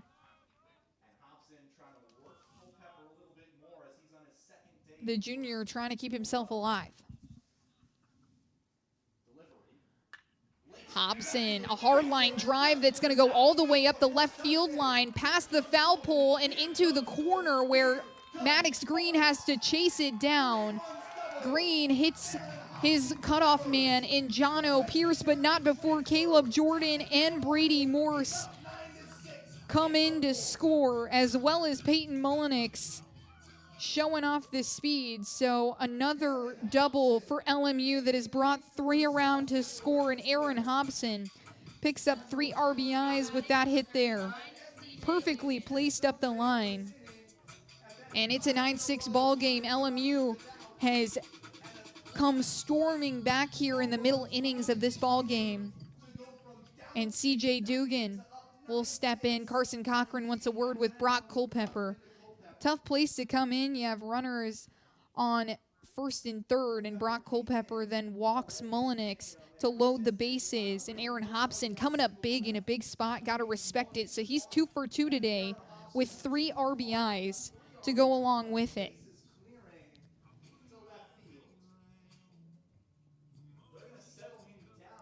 A bases clearing line drive all the way out to left field that puts Aaron Hobson at second base, and the Eagles still only have 1 out, as Cochran will have a quick conversation with Brock Culpepper, and Jason White, the Eagles pitching coach, will come out and have a conversation as well. He's going to bring the whole infield in. So we'll take a quick break here on the Eagles Sports Network, see what the Eagles do when we come back.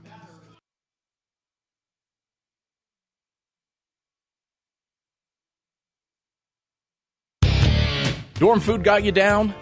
Need a home-cooked meal? Then Lisa's Country Kitchen is for you. Lisa's Country Kitchen has been feeding Carson-Newman students for 15 years. Lisa's has a family-friendly atmosphere all day long, from the morning with her $2.99 breakfast specials to dinner with Lisa's fresh, never-frozen steaks. Carson-Newman students get a 10% discount with their student ID. Lisa's Country Kitchen on Route 92 off Old Andrew Johnson Highway. The best food for the best prices. Looking to make your home more comfortable and affordable? Maybe with a new electric heat pump or new attic insulation? And don't forget new doors and windows. AEC is here to help. We have a quality contractor network, easy financing, and incentives for home upgrades. Plus, AEC carefully inspects every job to ensure the highest quality satisfaction. Visit our website at aeccoop.org for applications, contractor lists, and more details. AEC, power what matters most.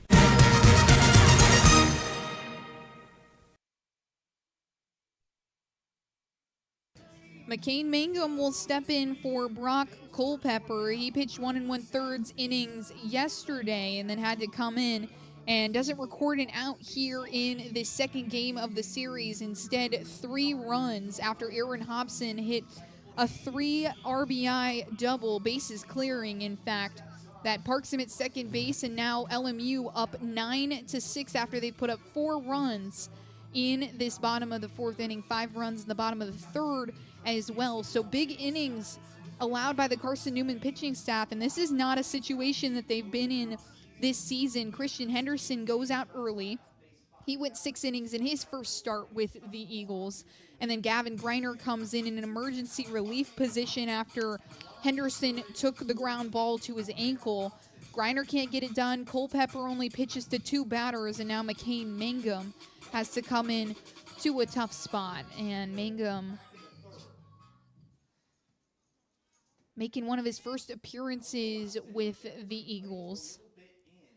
The senior fires the first one at Dugan, and Aaron Hobson takes off towards third base. Carson Cochran is not concerned about him.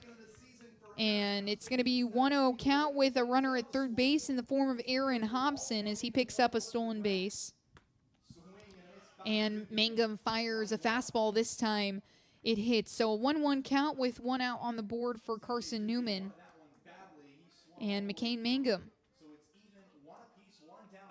threw an inning against Cedarville, threw an inning against Tusculum, and Dugan fouls that one back. So a 1-2 count for CJ Dugan, the left fielder rather. He's 1 for 2 today. Hit a ground ball into the 5-6 gap in his last at bat that allowed him to reach. And Mangum hits one as Dugan hits one towards Logan Floyd at first base. It takes 3 hops, scoots under his glove, just a bad hop there. And Aaron Hobson will score, so make it 10-6. LMU with 5 runs in back-to-back innings. That brings Ronnie Matty to the dish, and CJ Dugan is at first base with just 1 out on the board. Mangum fires, and Matty ropes one into the right center gap. It's going to drop fair. Bradley Soto Diaz scoops it up, fires to Cole Nathan. He has it in his glove. Dugan holds up at third base. And Ronnie Matty has his first hit of the series. He's had a tough go at it. Didn't record a hit yesterday, and then hit into a double play 2 times already in this series, but gets one there to put runners on the corners for Luke Lowry, the DH.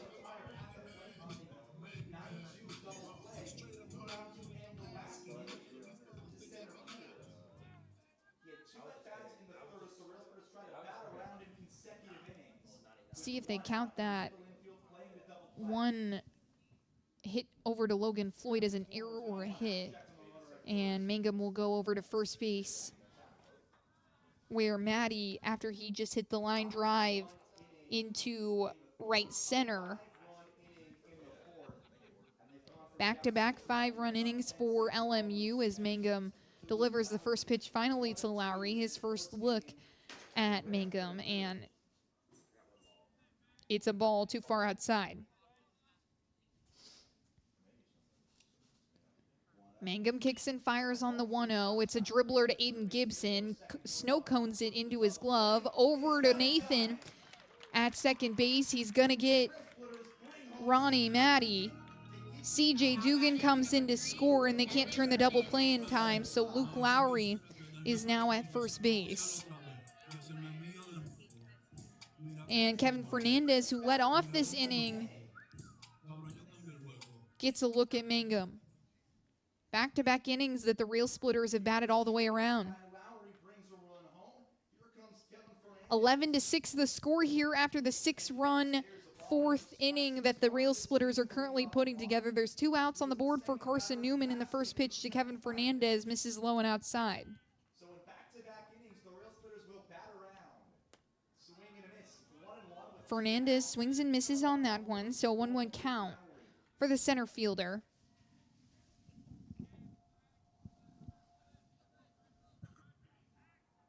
consecutive big innings for the Real Splitters have put them up by 5. Trying to keep it rolling. And Mangum fires the next pitch. It's a ball too far outside, but a perfect spot for Carson Cochran to fire over at Luke Lowry at first. He dives back in head first and is in time. So 2-1 for Kevin Fernandez. 2 outs on the board and a runner at first base. Fernandez fans on one from Mangum. Good movement on that pitch and makes it 2-2.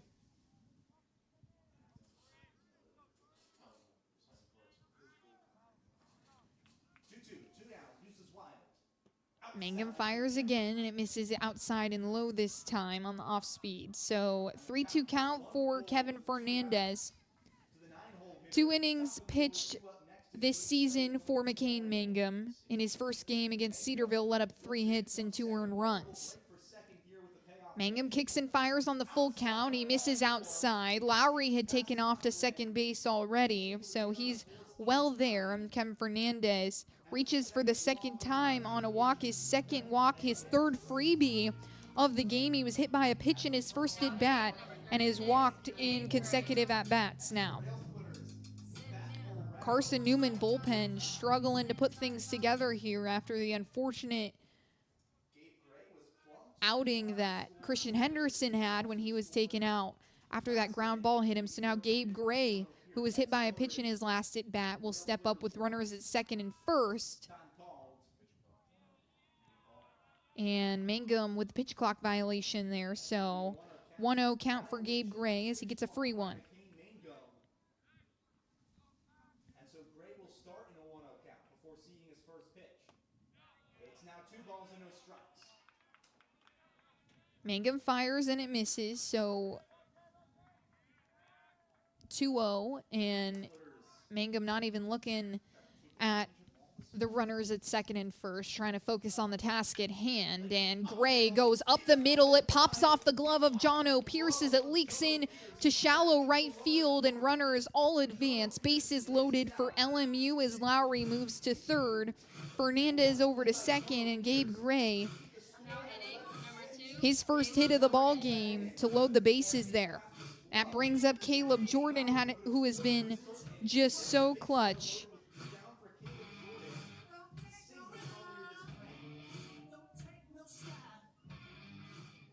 Lowry on third, Kevin Fernandez at second, and Gabe Gray at first base. Caleb Jordan, the lefty third baseman, is at the plate, and Mangum, the first pitch to him, is a ball inside.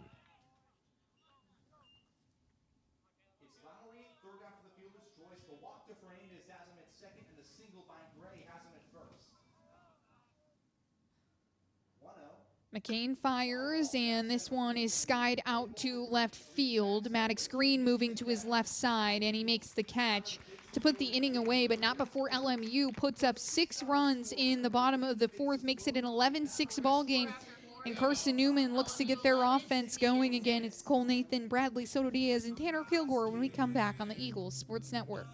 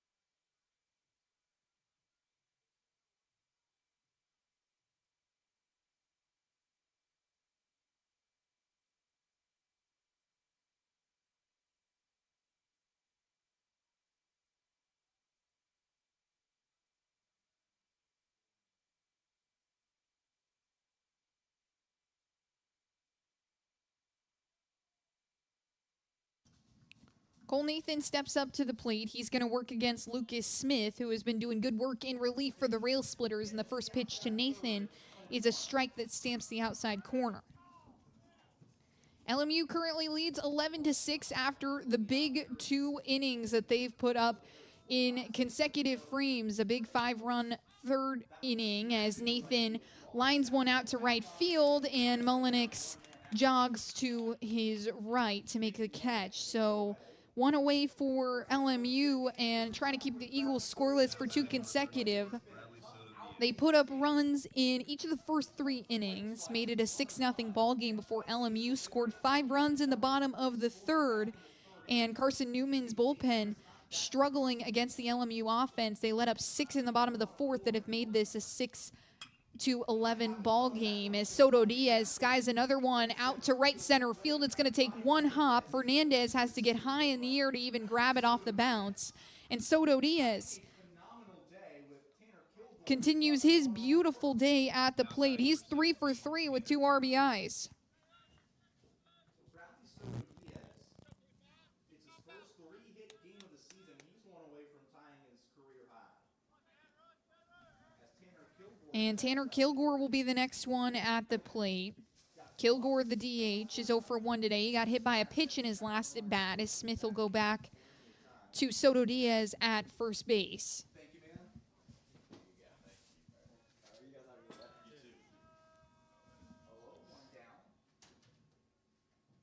Tanner Kilgore swings on one. It's skipping towards Gray. He makes the toss to Hobson and 1 hop to Morse.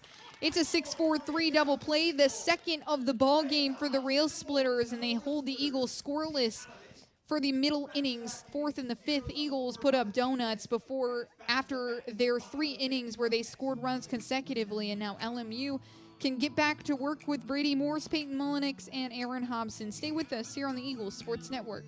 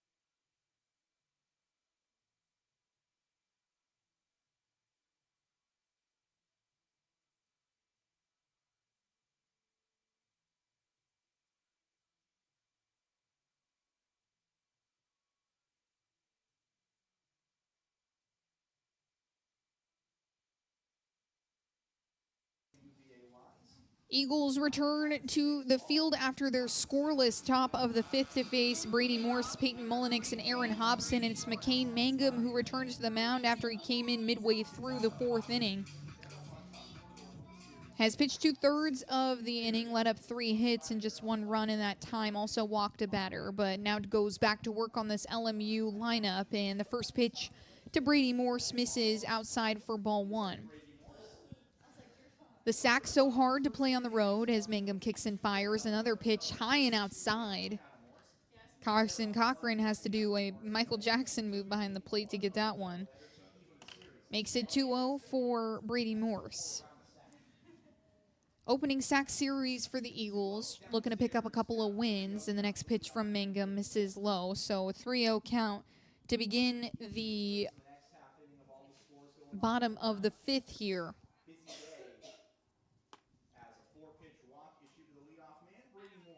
Next pitch is another ball, so 4 pitches and 4 balls for McCain Mangum, and Brady Morse will take his base.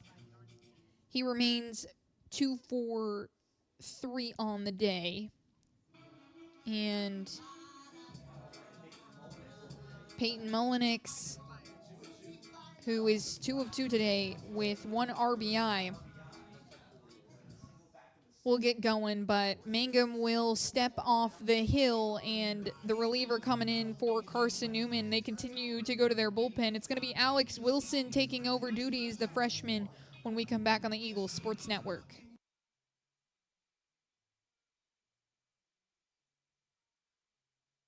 We love to cheer for our home teams, like the Eagles. It means more when we're rooting for the people we know. Did you know Tri-Light is your home team internet provider? We're right here in Jefferson City, serving the people we know with our ultra-fast, ultra-reliable fiber broadband network. And we'd love to serve you. Learn more at trilight.net or by calling 833-847-0824. Go Eagles! How do you know you're in a community, not just a town? Well, strangers smile as they walk by. They refill your coffee without you asking. And when you ask directions, people offer to walk you there. Communities give more. The way you know when you walk into First Bank that you are in a real community bank. Great products, direct access to your local bankers, and relationships that can last a lifetime. Don't just have an account. Have a community with First Bank. Member FDIC.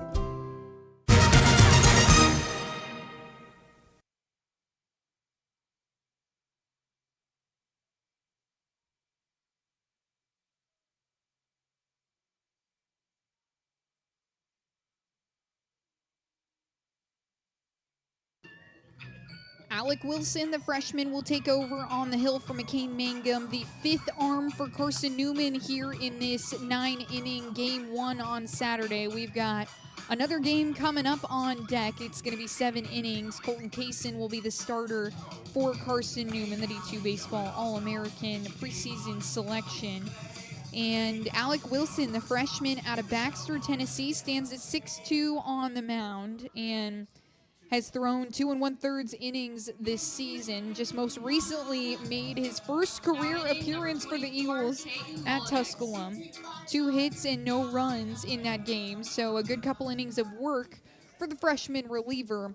But he'll have to face Peyton Mullenix first, and Brady Morse is at first base after the opening walk from Mangum. And Wilson will go right over to Morse at first, trying to call his bluff, and go back to work on Mullenix. We'll see the first pitch here from Alec Wilson. Wilson fires, and Mullenix fouls it off. It leaks in front of Carson Cochran, so makes it an 0-1 count for Mullenix. He's 2 for 2 today, walked in his last at bat.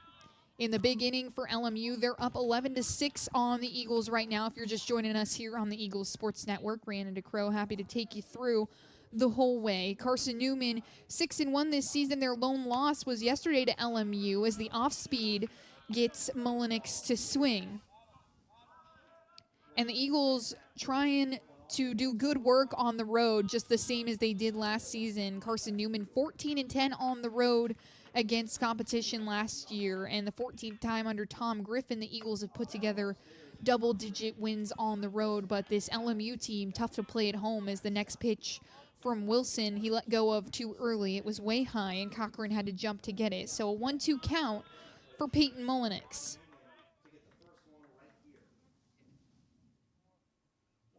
Wilson comes together, kicks and fires, and it's fanned on. The first strikeout since the second inning for the Eagles, and the freshman Alec Wilson, the one to get it done.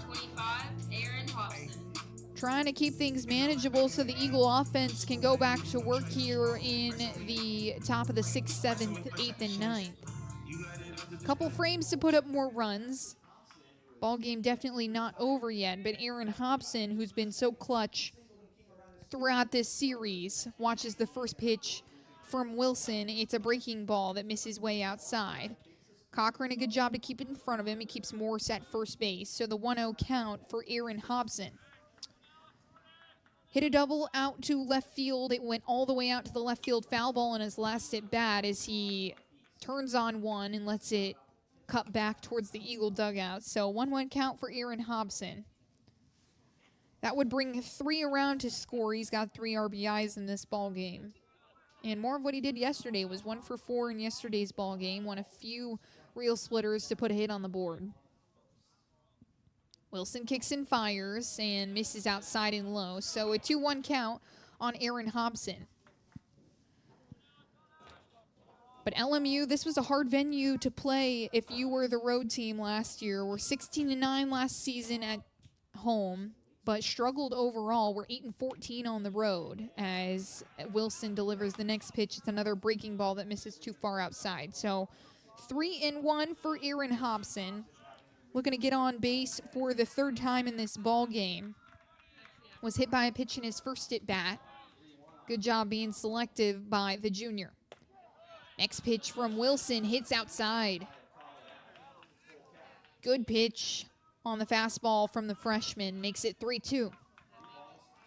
Has worked his way back into this count, and now he comes together for the payoff pitch. Offers it up, and it's a breaking ball that misses. Morse had taken off, and a walk nonetheless. So 1 out on the board, and 2 walks from Carson-Newman that have put 2 runners on the bases. Brings up C.J. Dugan. Brady Morse is on second base after he reached on a walk, and Aaron Hobson is at first base after he just reached on the walk from Alec Wilson. So a strikeout and a walk from the freshman. And C.J. Dugan, who was 2 for 3 today with a strikeout and 2 base hits, a couple of ground balls that have leaked between gaps. And he watches the first pitch from Wilson high at his eyes. 1 ball, no strikes on C.J. Dugan.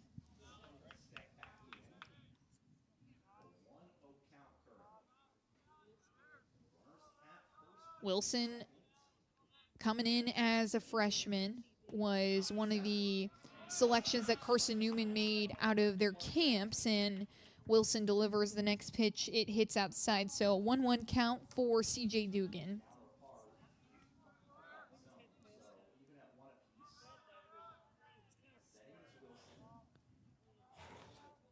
And Dugan skies one into the infield. Cole Nathan moves to get underneath it. He calls off Logan Floyd, and he makes the play for the 2nd out of the inning. So 2 outs and 2 runners on for Ronnie Matty, the catcher. Matty, the big line drive in the last inning to bring in a couple runners to score.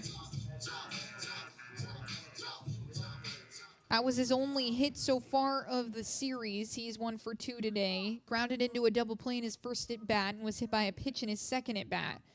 Now gets a chance to make it a multi-hit day. Wilson kicks and fires a fastball that just misses outside, and Carson Cochran lets him know after he conversates with the umpire behind the dish.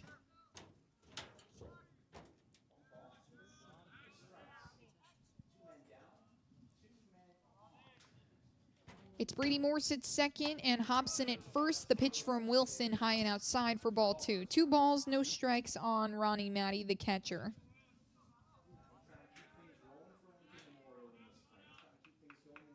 Matty, the freshman, stepping in and calling the game for LMU in his first collegiate season, was 2 for 4 in the game against Hillsdale before he saw Carson-Newman, and 5 for 8 last week in general. So had a really good week as he fouls back a pitch from Wilson, makes it 2-1.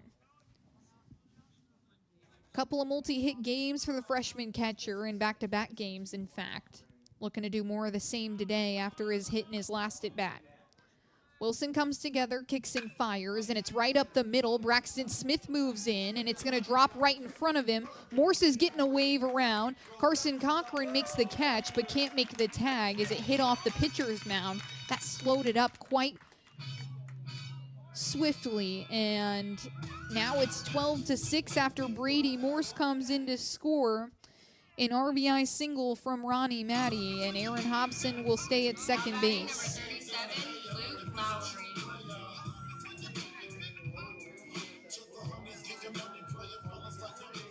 Good base hits from LMU that have kept them scoring and scoring and scoring. They've had 13 hits in this ball game against Carson-Newman. And the Eagles took 2 games out of the 3-game set last year, but LMU looking to turn the tides as Luke Lowry steps in to work against Alec Wilson. This is his first look at the freshman. Lowry is 1 for 3 today, reached on a fielder's choice in his last at bat, and the first offering from Wilson misses low and outside on off speed. Hobson reached on a walk. He was brought to second on the line drive from Maddie. That same line drive scored Brady Morse, and this one is skied into the air. Soto Diaz is moving in to get underneath it, and Lowry flies out to the right fielder, Bradley Soto Diaz, to end the inning. So just 1 run by LMU in the bottom of the 5th, but that's 3 consecutive innings. They've put points on the board. It's 12-6, and we'll see what the Eagles offense can do when we come back on the Eagles Sports Network.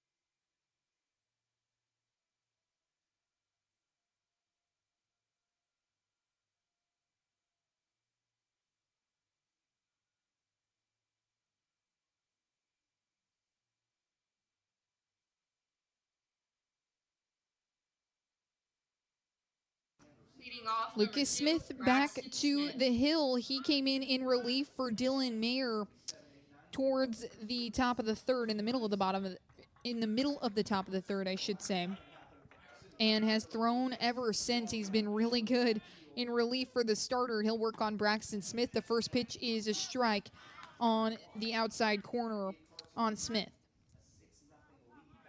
Smith is 2 for 2 today, a line drive out to center field and a ground ball into left field that have allowed him to reach base both times. And the next pitch misses outside. So 1-1 count for the sophomore center fielder, Braxton Smith.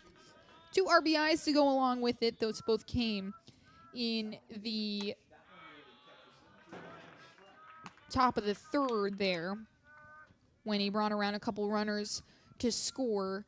The Eagles are down 6-12 right now to the Rail Splitters here in the top of the 6th, if you're just joining us. And Braxton Smith watches another pitch go by. It's high at the eyes. He nearly bit, but instead holds off. So a 3-1 count for Braxton Smith.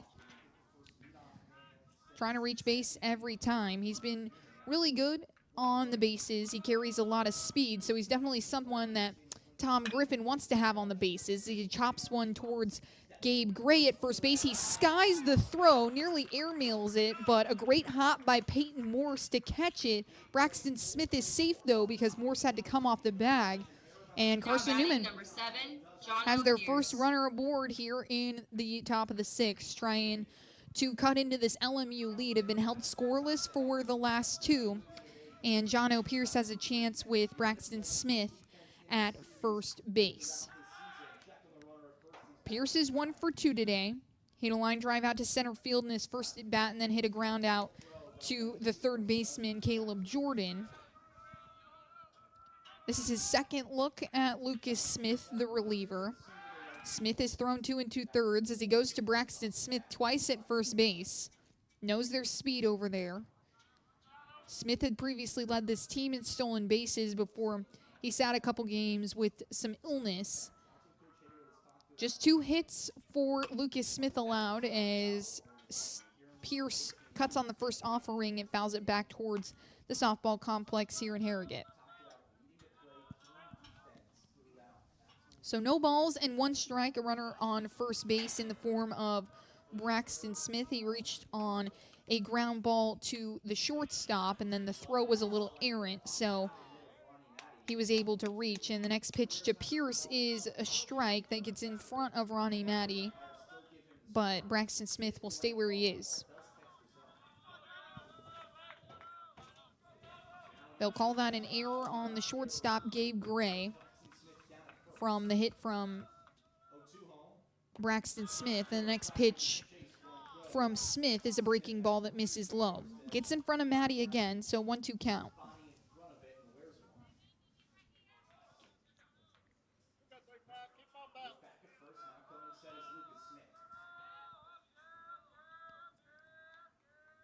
Smith eyes him down, the 1-2. High into the air, it's right behind the home plate, and Matty has to take 3 steps to make the catch, and he'll do so. Now batting number 30, Carson Cochran. So John O. Pierce, the first out of the inning for Carson-Newman, and now Carson Cochran, the catcher who hit it, is 0 for 2 today. Bunted in his first at-bat to bring runners into scoring position, and then hit a line drive out to center field that was caught in his second at-bat. And Lucas Smith uncomfortable with Braxton Smith over there at first. He goes over to him yet again and finally comes back together to take a look at Carson Cochran.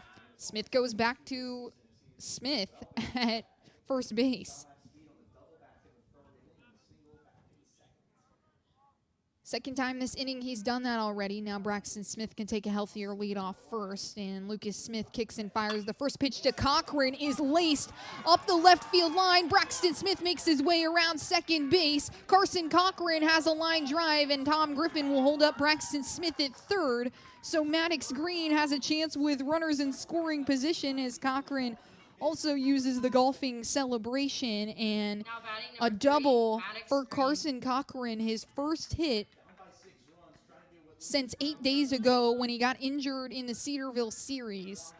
And it comes in a big spot to cut into LMU's lead. Carson-Newman is down 12-6, and Maddox Green has Carson Cochran and Braxton Smith in scoring position, and we're going to get a pinch runner for Cochran. They're going to bring out Kylan Hornbuckle to run for Cochran.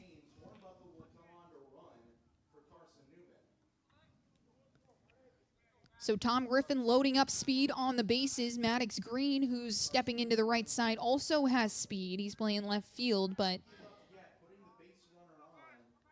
the freshman, quite the athlete, plays football for Carson-Newman as well, so lots of adjustments he's had to make this season.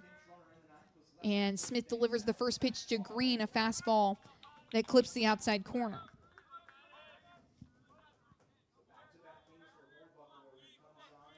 Braxton Smith is at third base. Carson Cochran is at second. And Smith kicks and fires. This one is a high fly ball up the right field line. Morse is moving towards it, but he can't make the catch as the ball clips the netting here at Lamar Hennon Field. And Maddox Green will get another chance. He's got 2 strikes and no balls.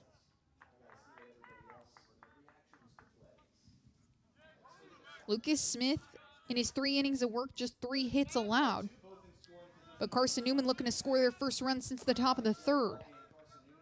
Smith kicks and fires the 0-2, and Maddox Green goes right up the middle out to the center fielder. It's going to be caught, but Braxton Smith takes off. So does Kylan Hornbuckle. He's safe at third, and Braxton Smith is at home. So an RBI sac fly for Maddox Green here in the top of the 6th makes it a 7-12 ball game. And the Eagles, they've worked from behind in a couple different ball games already this season. We're down in 2 games to Cedarville, worked their way back into the ball game. Did the very same thing against Charleston in the first series. They led the whole way through against Tusculum earlier on in the week, but that brings up Aiden Gibson, the captain, to try and clean things up with a runner At third base, it's Kylan Hornbuckle as Gibson fans on the first pitch from Smith.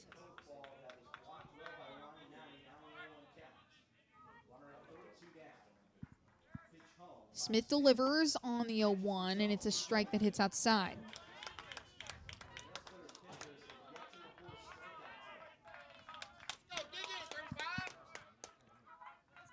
Aiden Gibson is 0 for 1 today. He's reached 2 times on walks, hit a line drive out to right field in his second at bat, the only contact he's made.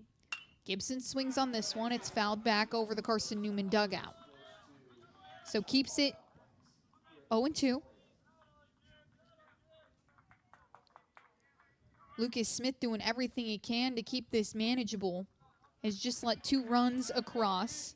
One coming in the top of the third and one coming here in the top of the 6th. Carson-Newman still down by 5, but they've got Kylan Hornbuckle in scoring position. Needs something from Aiden Gibson, but he nearly gets hit in the head with a fastball from Smith, so the first ball of the count. 1-2 for Aiden Gibson. Senior had a hit yesterday, and he watches the next pitch. It's in front of Maddie as it skips off the turf in front of home plate and makes it 2-2 with 2 outs on the board. So 2's all across here at the LMU baseball complex.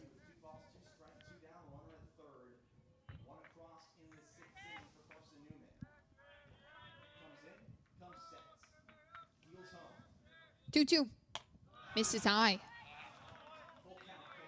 Gibson dodges out of the way, and this is the 3rd time in this ball game that Gibson has worked the count full.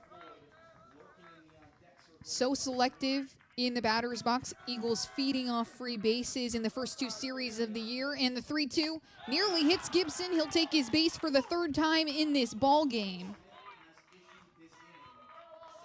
And that brings up Logan Floyd. Now batting, number 11, Logan Floyd. What some would consider the cleanup hitter for the Eagles. He is 1 for 3 today with an RBI. Hit a leadoff double in his first at bat that brought Aiden Gibson around to score, but since has hit a ground ball to shortstop and has grounded into a double play. And coach for LMU, Justin Haywood, will come out and have a conversation with Smith. From our vantage point here in the press box, can't quite see if there's action going on in the bullpens. So don't know if they're planning on bringing out someone else to replace Lucas Smith. If they do, man, it would have been a good couple innings of relief for the senior. 3 1/3 with 3 hits, 2 runs, just 2 walks, but a couple of doubles. So when the Eagles are making contact, they're making good contact. They're going to leave Smith out there.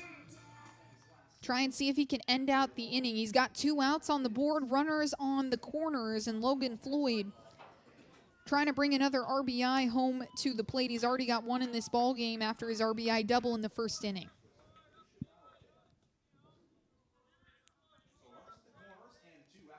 Smith comes together, delivers the first pitch to Floyd. He watches it. It's an off-speed pitch that hits high in the zone. So 0-1 count for Logan Floyd. Good selective hitter, an all-sack hitter due to his prowess at the plate. Led Carson-Newman in hits and RBIs last season. The next pitch he watches wisely as it drops to the turf here at Lamar Hennon.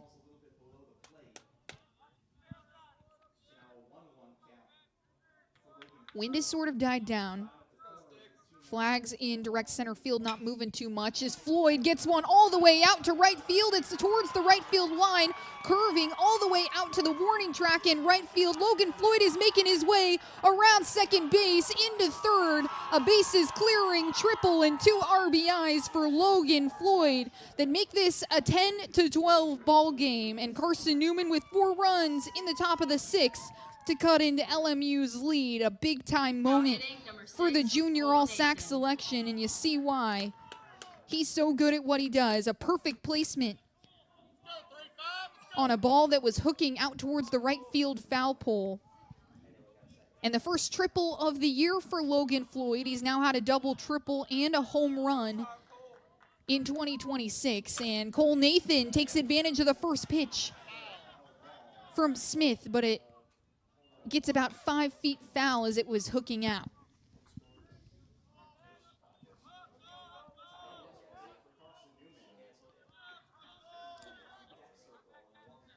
Aiden Gibson came around to score, as did Kylan Hornbuckle, who came in to pinch run for Carson Cochran. And Cole Nathan hits a hard ground ball to the third baseman in Jordan. He bobbles it and then beats out the throw. It was a good one from Caleb Jordan. It skipped off the turf into the glove of Morris, who was full extension to try and get it in time. But the first base umpire rules he did not. So imagine that's going to be an error on the third baseman, Caleb Jordan, after he bobbled the hard ground ball from Cole Nathan. Logan Floyd comes in to score.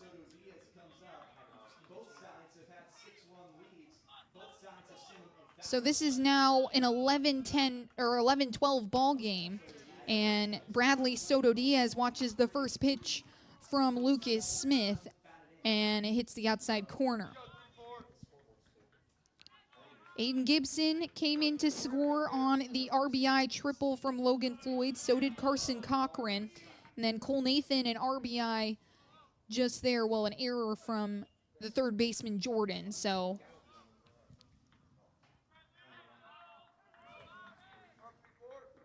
Lucas Smith delivers and makes it 2-0. He missed on both pitches to Bradley Soto Diaz. So 2-0 count for Cole Nathan, for Bradley Soto Diaz, the right fielder. Soto Diaz is 3 for 3 today as he cuts on one and fouls it back. Has had 2 RBIs already in this ball game and trying to pick up another one here. Hit one way out far into the left center gap, one that was tracking back, but just not too much on it. Couldn't get it to go. Aiden Gibson calls him the perfect power addition to this lineup. Transferred over from William Penn, and the next pitch is an off-speed, a curveball that's fouled back.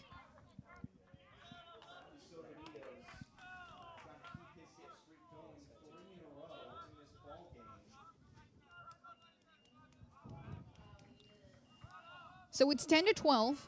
Carson-Newman puts up 4 runs here in the top of the 6th, and Bradley Soto Diaz hits one high into the air. It's kind of tracking towards the pitcher in Smith, and Hobson's going to call him off, make the catch in between second base and the pitcher's mound.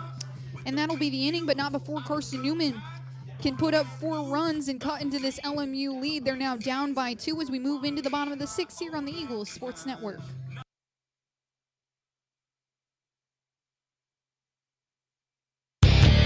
Dorm food got you down? Need a home-cooked meal? Then Lisa's Country Kitchen is for you. Lisa's Country Kitchen has been feeding Carson-Newman students for 15 years. Lisa's has a family-friendly atmosphere all day long, from the morning with her $2.99 breakfast specials to dinner with Lisa's fresh, never-frozen steaks. Carson-Newman students get a 10% discount with their student ID. Lisa's Country Kitchen on Route 92 off Old Andrew Johnson Highway. The best food for the best prices. Looking to make your home more comfortable and affordable? Maybe with a new electric heat pump or new attic insulation? And don't forget new doors and windows. AEC is here to help. We have a quality contractor network, easy financing, and incentives for home upgrades. Plus, AEC carefully inspects every job to ensure the highest quality satisfaction. Visit our website at aeccoop.org for applications, contractor lists, and more details. AEC, power what matters most. Jacob Rogers comes in and replaces Carson Cochran behind the dish after the Eagles put up 4 runs in the top of the 6th inning, led off actually by Carson Cochran's line drive into left field that brought Braxton Smith in to score, at least to third base, and then a walk from Aiden Gibson would get him on. Logan Floyd with a bases clearing triple, give him a couple of RBIs and get Carson-Newman a little bit closer to this LMU lead.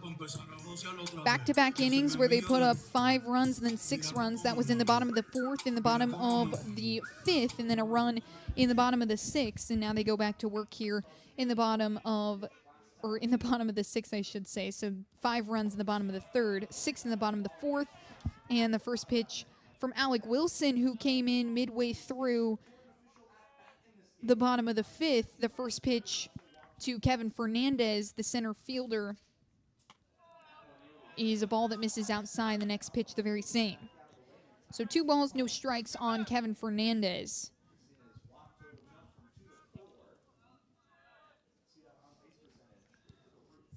Wilson kicks and fires, and it misses outside again. So 3 balls, no strikes on Kevin Fernandez.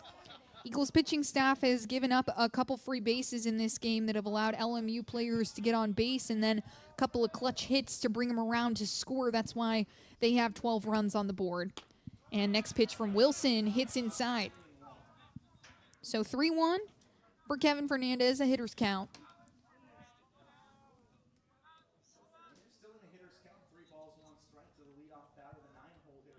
One inning so far for Alex Wilson as he delivers the 3-1, and it's fouled back, so he'll work the count full. A good job by the freshman reliever, who's made just 1 appearance in his Carson-Newman career. He went 2 1/3 at Tusculum just earlier on in the week. Only gave up 2 hits and has given up 1 so far today, and also has a strikeout and a walk to go along with it. Payoff pitch on the way, and it's fouled up the third baseline. Good couple feet foul for Kevin Fernandez.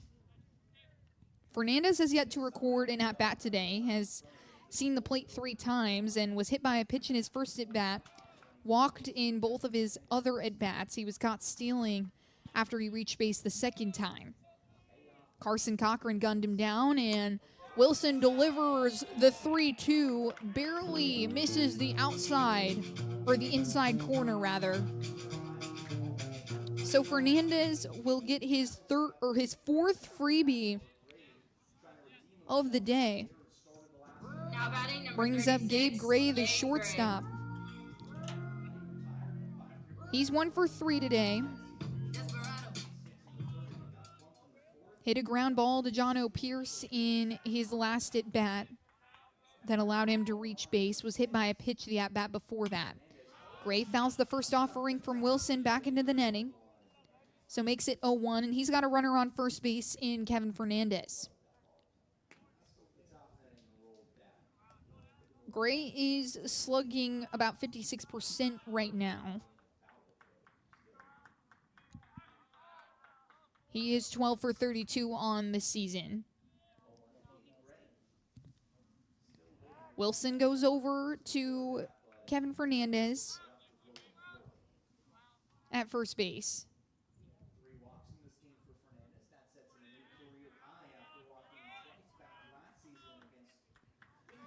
Gray was 4 for 14 last week, one of the better batters in this LMU lineup, and a good breaking ball from Wilson. Hooked all the way to the outside corner. Beautiful pitch there from Wilson, makes it 0-2.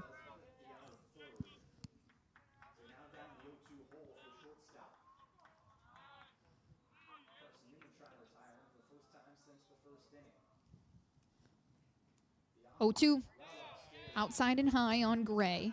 Wilson let it go a little bit early, so 1-2 now. No outs on the board for the Eagles. They're down 10-12 here in the bottom of the 6th, and it's Kevin Fernandez at first base. Gabe Gray at the plate. He has 1 ball and 2 strikes. Alec Wilson kicks and fires. Cut on and fouled back yet again.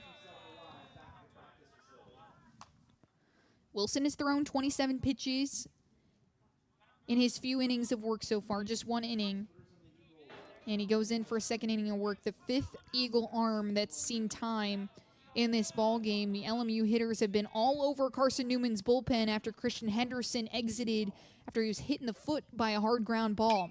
Breaking ball, and Gray gets the weak contact, but it's a tough spot. Cole Nathan moves to his left side and made that one look easy. It certainly was not. It was right in the little pot between first base, second base, and right field. He makes the catch nonetheless, and that's the first out for Carson-Newman in the bottom of the 6th. Kevin Fernandez is still at first base after he led off the inning with a walk, and now Caleb Jordan, the 3rd baseman, who was 1 for 4 today, digs in from the left side.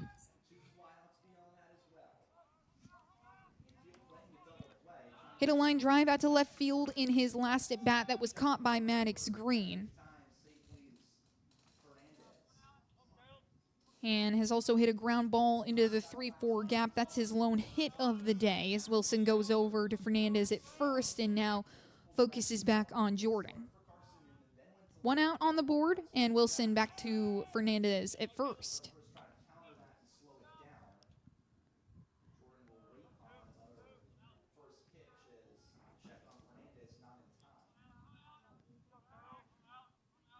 So now Fernandez a little bit of a healthier lead off first base. Wilson fires the first pitch. It's over to Cole Nathan at second. He makes a great play, scoops it to Jono Pierce, so he'll get the leadoff runner, but Pierce with a little bit of a wonky throw. Floyd had to jump into the air. Jordan had beat it out anyway. And Jordan will reach on the fielder's choice. They get the leadoff runner in Fernandez. A good job to do that by Cole Nathan, as he gets that ball nearly just to the right side of second base. And now Brady Morse, who has been probably the best bat in this LMU lineup, is 2 for 3 today with a couple of RBIs to go along with it. Has Caleb Jordan at first base, who just reached on the fielder's choice. 2 outs on the board for Carson-Newman. Alec Wilson trying to keep his record scoreless. Didn't give up any runs against Tusculum, and the first pitch to Morse is outside and low on the fastball.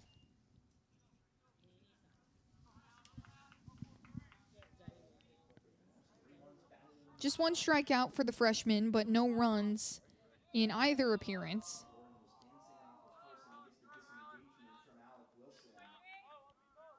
Wilson steps off the mound here. Didn't like the lead from Jordan. So still 1-0, 2 outs on the board with Jordan at first base. He's about 2 strides off the bag. Wilson fires back to Morse. It's low and outside again. Second time he's missed in that spot. That's kind of been his miss today, outside and low. Both teams with double-digit hits in this contest. LMU holds the edge with 13. They've got 12 runs on the board, trying to put a couple more up here as Rogers fires over to Jordan at first base. Jordan dives in and is safe, and it's just in time too, because that was a great throw from Jacob Rogers. And now Alec Wilson tries to work back into this one with a 3-0 count. Morse will hold up, and it is a strike that clips the outside corner, so a 3-1 count. Hitters count for Brady Morse, the first baseman. 3 RBIs today already, reached on a walk in his last at bat, and he swings and misses at the breaking ball from Wilson. Good action on that slider.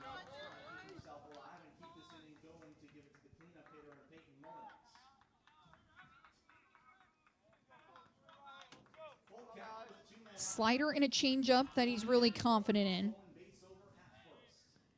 Payoff pitch with 2 outs. It's high into the air, moving towards the first baseman in Floyd, curling towards the right field wall, and Floyd will cradle it for the 3rd out of the inning. So Alec Wilson, a good job to keep LMU scoreless in the bottom of the 6th, and Carson-Newman, after their 4-run top of the 6th, will take over on offense. When we come back, it's Tanner Kilgore, Braxton Smith, and John O. Pierce on the Eagles Sports Network.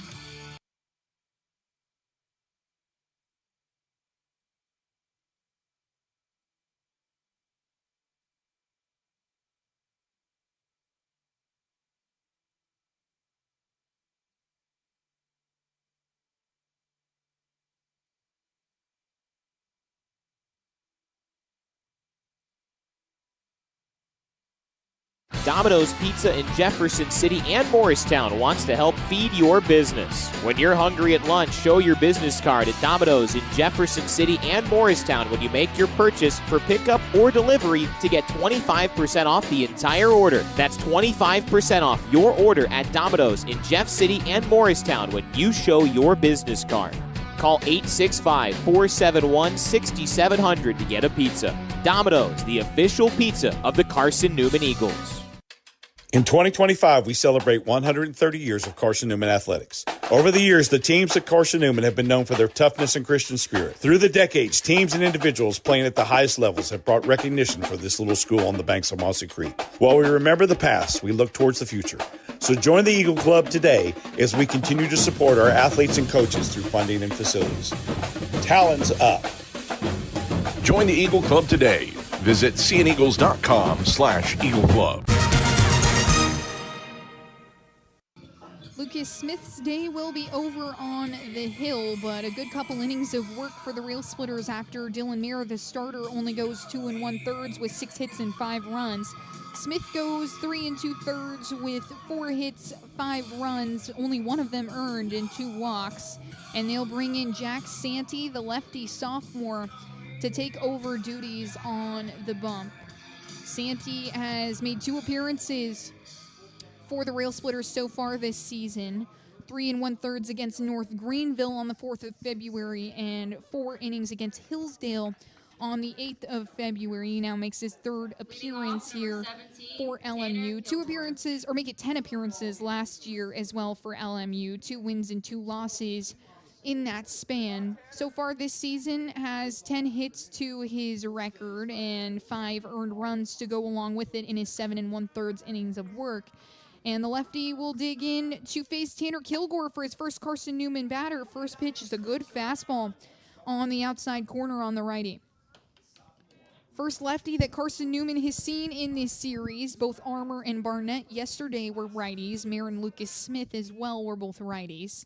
Slow windup from Santee. The next pitch is a check swing from Tanner Kilgore, but he did not go after Maddie behind the dish wanted home plate umpire to check. So 1-1 count for Tanner Kilgore, trying to add some runs to the board. The Eagles are down 10-12 right now in the top of the 7th. Had scored 4 runs in the top of the 6th. And the next pitch from Santee hits low in the zone. 4-2 on Kilgore. Kilgore is 0 for 2 today. Grounded into a double play in his last at bat. And the next pitch from Santee is skied into the air from Kilgore. And Fernandez is moving underneath it, looks comfortable to make the catch, and settles to do it. So Braxton Smith, the center fielder who led things off in the last inning for Carson-Newman, will get to work on Santee, his first look at the sophomore reliever. Smith reached on an error in his last at-bat. Before that was 2 for 2, a ground ball out to left field and a line drive to center field. So he's reached every single time. The first pitch from Santee is a fastball that clips the inside black of the plate. Make it an 0-1 count.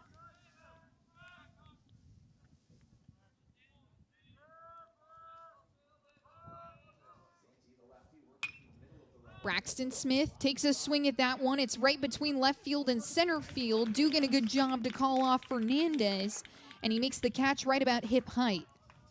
Now batting number 7, John O. Pierce. So now John O. Pierce, the shortstop, will step in and try and get the Eagles' first hit against the new reliever for the Rail Splitters. Rail Splitters relievers have done a really good job against Carson-Newman so far in this series. Peyton Armour, a great start yesterday. And then Easton Barnett comes in and throws a couple innings and keeps things scoreless for Carson-Newman as Pierce fouls the first offering back from Santee. So 1 ball and no strikes on the junior shortstop, John O. Pierce.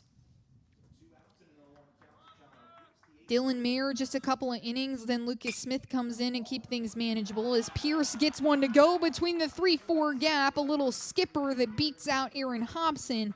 And John O. Pierce gets his second hit of the day.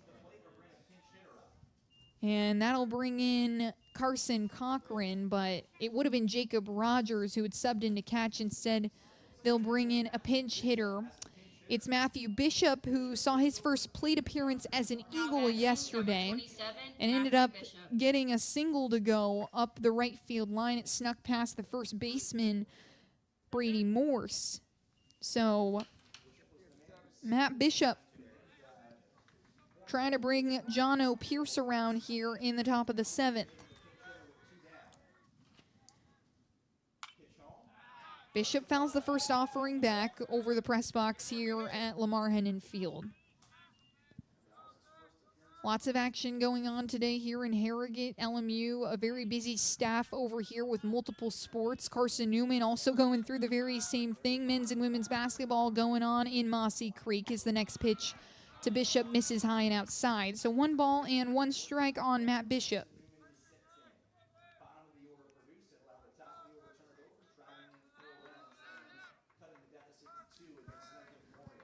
Bishop digs back in from the right side. He's facing the lefty in Santee, and he waves on one.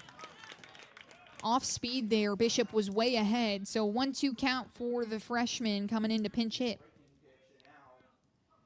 2 outs on the board after 2 fly outs from Tanner Kilgore and Braxton Smith. Bishop, a line drive into left field. Jono Pierce is rounding second. That gets all the way out to the left field wall. Bounces off. Dugan reads it so poorly. Pierce is coming home, and the throw is going to be in time. CJ Dugan hosed him at home plate. Jono Pierce got the wave from Tom Griffin and can't score the run, can't give Matt Bishop his first RBI. It was a great hit all the way out to the left field foul pole. And Jono Pierce tagged out at home plate. A good job by Matty to hang on to the ball. He collided with Pierce there at home. And Alec Wilson will get back to work when we come back here in the bottom of the 7th on the Eagles Sports Network.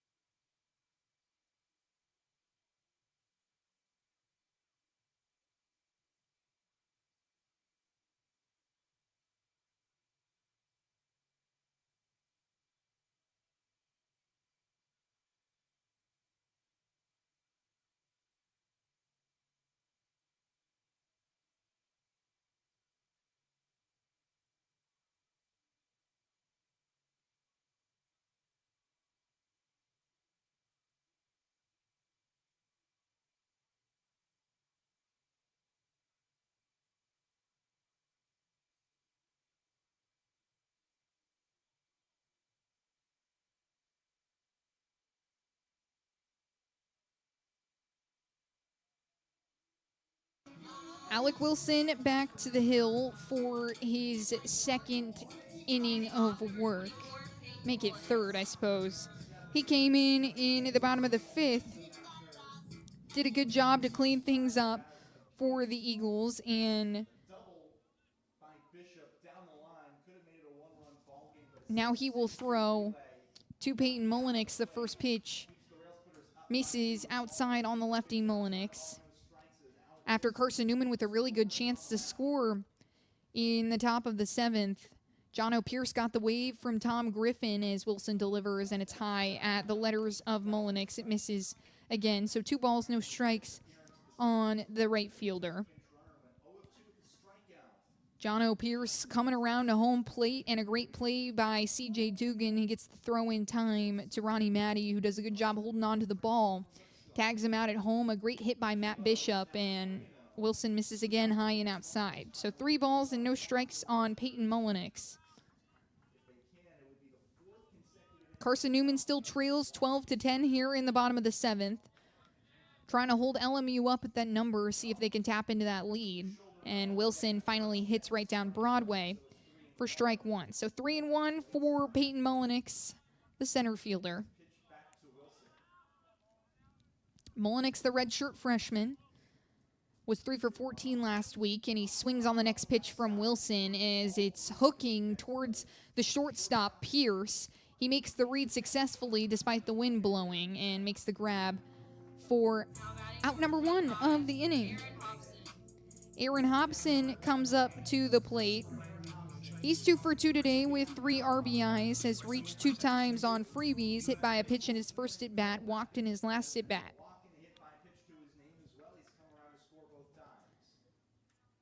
This is his second look at Alec Wilson, second time that Wilson has gone through the lineup. So the first pitch to Hobson is a ball, off speed, doesn't hit, and makes it a 1-0 count.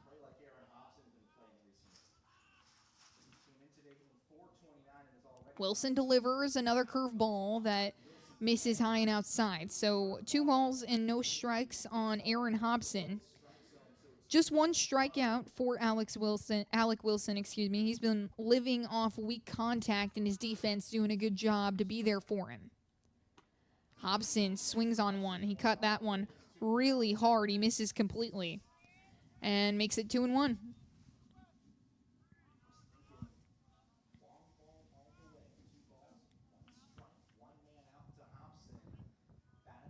It's 10-12 with 1 out in the bottom of the 7th as Hobson cuts on another one. This one is fouled over the Carson-Newman dugout as it continues to float further and further out of play and makes it 2-2.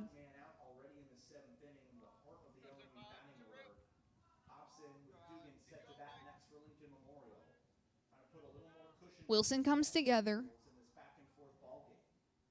and he goes right up the middle. It's a soft little chopper. Pierce gobbles it up over to first base, and a good play by the shortstop. He's made both outs of the inning so far. And Aaron Hobson is sat down for the first time in this ball game, has reached base every time up until now. Brings up C.J. Dugan. He struck out in his first at bat, but since then has been pretty good. A ground ball between the 5-6 gap and a ground ball that snuck underneath the glove of Logan Floyd. He flew out to Cole Nathan in his last at bat. So he's 2 for 4 today with an RBI to go along with it. And this one is going to be on a line out towards Maddox Green. He shuffles to his left side and makes the catch for the 3rd out. So a 1-2-3 inning for Alec Wilson to keep things scoreless for LMU. They're still up 10-12. And Carson-Newman gets a chance at the dish with Maddox Green, Aiden Gibson, and Logan Floyd when we come back on the Eagles Sports Network.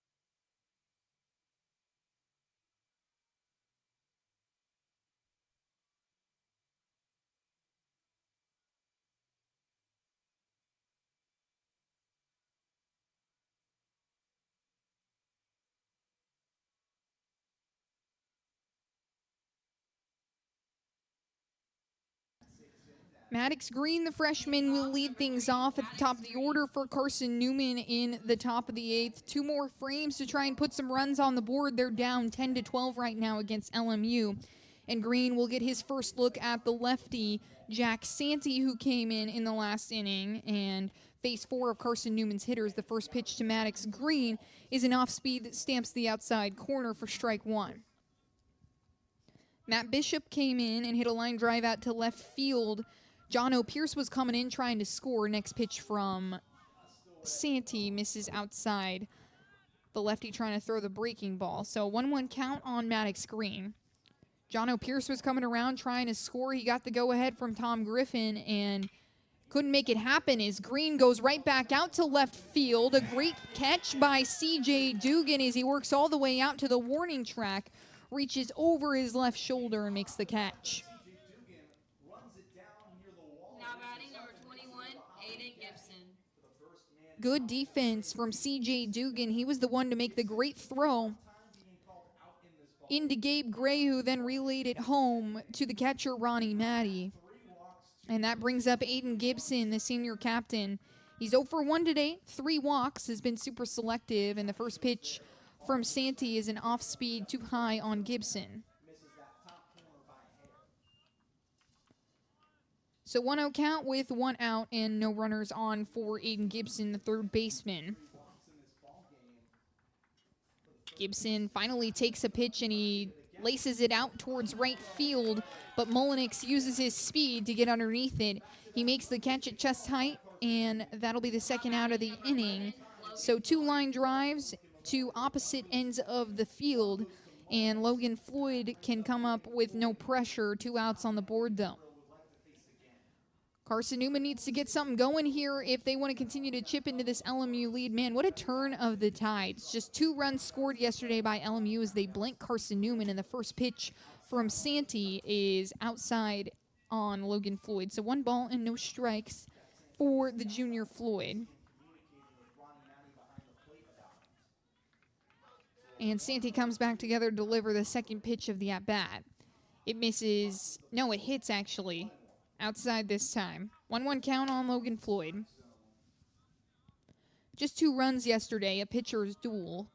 And LMU and Carson-Newman having to dig a little bit deeper into their bullpens in this one.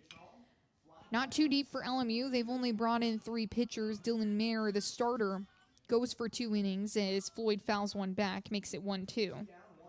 Lucas Smith came in, threw a couple good innings of relief, and now Jack Santee, the lefty. Carson-Newman has thrown 5 arms in this contest, though. And Logan Floyd will have a 1-2 count with 2 outs on the board. Santee delivers, and this one fouled back and out of play again up the right side.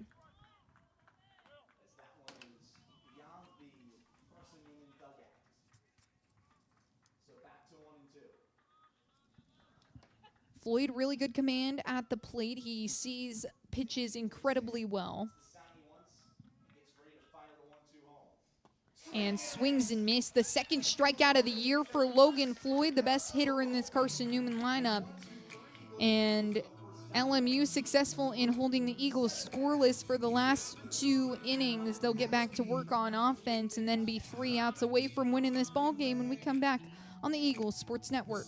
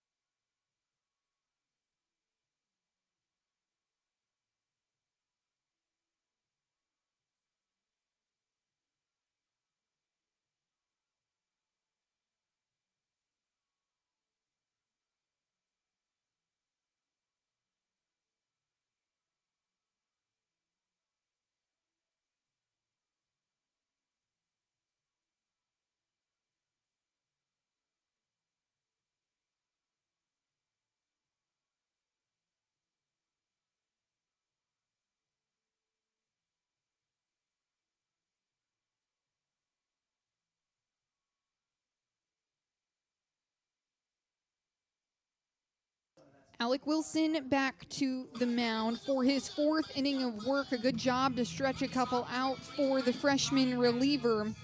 And it'll be Ronnie Matty, Luke Lowry, and Kevin Fernandez who will get a chance at the freshman reliever for the second time in this bottom of the 8th inning. A good job by Santee for the Rail Splitters to keep Carson-Newman scoreless in the last 2 frames. They're down 10-12 right now, and a breaking ball from Wilson misses high. So ball 1 on Ronnie Matty. Eagles, a couple big innings, 3 runs in the top of the third, 4 runs in the top of the sixth, and Maddie gets jammed up, swings all the way through anyway, so a 1-1 count on the freshman catcher. He's 2 for 3 today, 2 line drives out to center field. The first one out to right center field and was hit by a pitch in his second at bat. So he's reached base 3 times so far in this ball game after grounding into a double play in his first at bat. Next pitch from Wilson is a breaking ball that misses inside. So 2-1. Looked like it almost might hit Maddie when it came out of the hand. And Wilson comes together for the 2-1. Hammond tries to frame it, but it's a little too high, and it doesn't fool the home plate umpire. So 3-1 rather. Hammond fooled me, I guess. So 3-1 for Ronnie Maddie.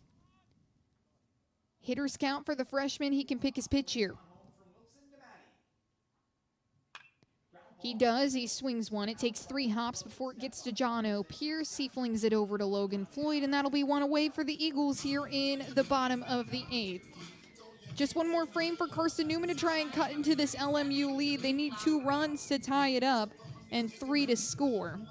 They're down 10-12 right now, and Luke Lowry, the DH, will be at the plate for his 5th at bat.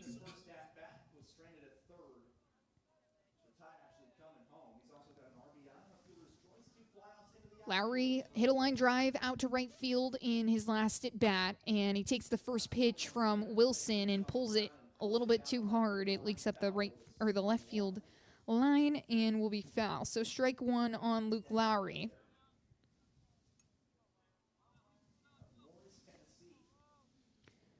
He's 1 for 4 today, just 1 hit that came in his first at bat. It was a line drive out to center field that dropped in front of Braxton Smith. And the next pitch is an inside fastball that he thought about, but instead holds back and makes it 1-1. He's got 1 out on the board. Alec Wilson doing a good job in relief here so far. 1 1/3 innings pitch, just 1 hit for the freshman to go along with 2 walks and a strikeout. And he leans out of the way of a high fastball from Wilson to make it 2-1. 54 pitches for Alex Wilson so far in relief for Carson-Newman. And he comes together 2-1. And it gets into the glove of the diving Jono Pierce. He fires it over to Floyd. It's in time. Jono Pierce flashes the leather. My goodness.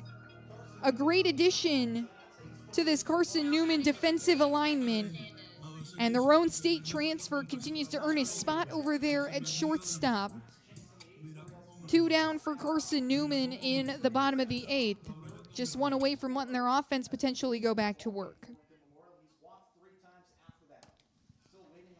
Kevin Fernandez, the center fielder now,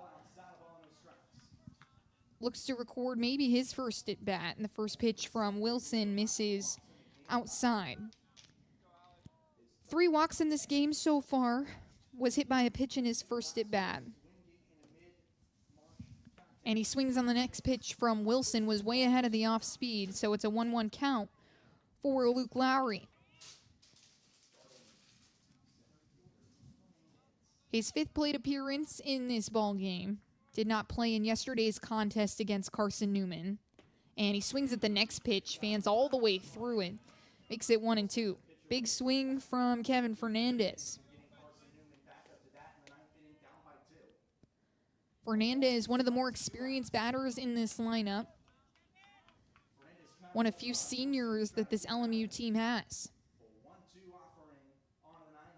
2 outs and the 1-2 on the way. Fernandez fouls it back over the press box and keeps things at 1-2.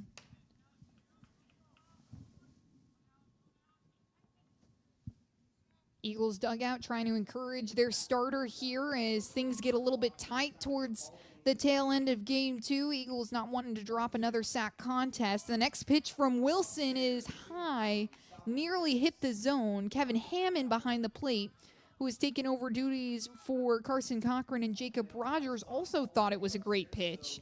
And now it's 2-2 after the home plate umpire disagrees. So 2-2 with 2 outs on the board And Alec Wilson deals. Too far outside. Tried to go to the fastball. And makes it a full count. For Kevin Fernandez, that sets a new rail splitter season high from the 2026 campaign. So 7 pitches in this at-bat for Kevin Fernandez. And the payoff on the way. He holds up on a low fastball. Wilson nearly got him to bite, but he holds back successfully. So 4 walks and a hit by pitch for Kevin Fernandez, who has yet to record an at-bat.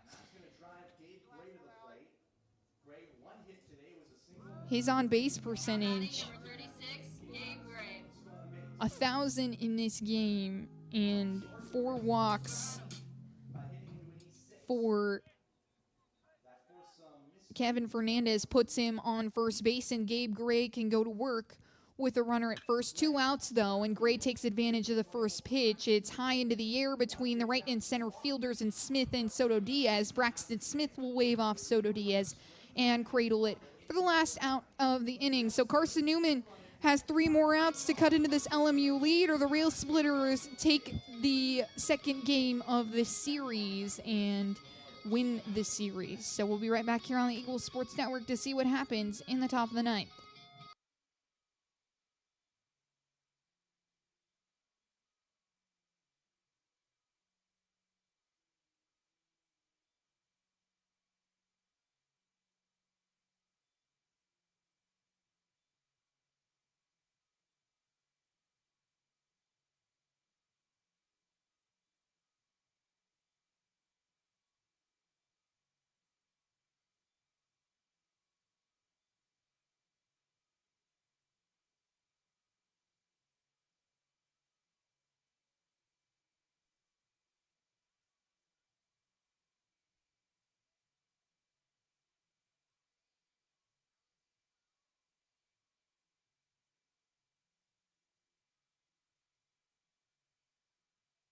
We love to cheer for our home teams, like the Eagles. It means more when we're rooting for the people we know. Did you know Tri-Light is your home team internet provider? We're right here in Jefferson City, serving the people we know with our ultra-fast, ultra-reliable fiber broadband network. And we'd love to serve you. Learn more at trilight.net or by calling 833-847-0824. Go Eagles!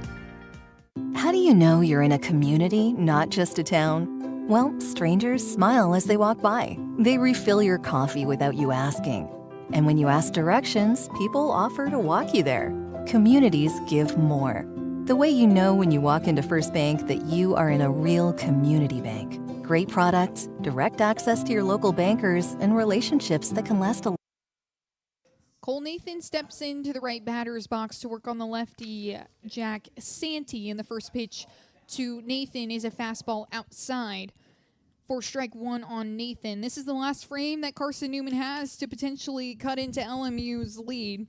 They're down 10-12 right now in this second game of the series. Another 7-inning game coming up after this as Nathan turns on one. It goes to the third baseman in Jordan, and he makes the toss over to Morse on time. So 1 out away for LMU. They're now 2 away from taking game 2 of this series and winning the series here in this SAC opener. Carson-Newman last season against LMU, they were ranked number 21 at the time. They take 2 games of the 3-game set last year in Jefferson City, and the first pitch to Bradley Soto Diaz misses outside from Santee. So 1 ball and no strikes on Bradley Soto Diaz, who is 3 for 4 today with 2 RBIs. The next pitch misses low. So 2 balls and no strikes for Soto Diaz.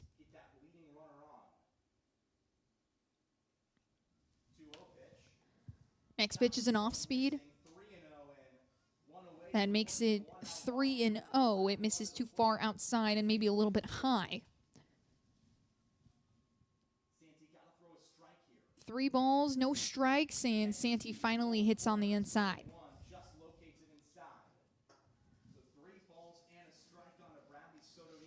Carson-Newman needs a base runner here in the top of the ninth, and 3-1 is on the way. Soto Diaz, a soft little ground ball to Jordan. little questionable of a throw, but Morse makes the good dig at first base. Full stretch, and there's 2 away for Carson-Newman here in the top of the 9th, and the Rail Splitters just 1 out away from winning the opening sack series. They'll have a 7-inning game after this one, but Tanner Kilgore will be at the plate first and standing in LMU's way. First pitch to Tanner Kilgore is a strike on the outside corner. So 1 ball, no strikes. Tanner Kilgore is 0 for 3 today. He grounded into a double play 2 at-bats ago and hit a fly ball to center field in his last at-bat. Next pitch is low in the zone, but hits it nonetheless. So 2 balls and no strikes on Tanner Kilgore with 2 outs on the board here in the top of the 9th. Next pitch is too far outside. And Ronnie Matty makes the stretch to make the catch. But Carson-Newman on the ropes right here. Rail Splitters 1 strike away from taking the series against Carson-Newman.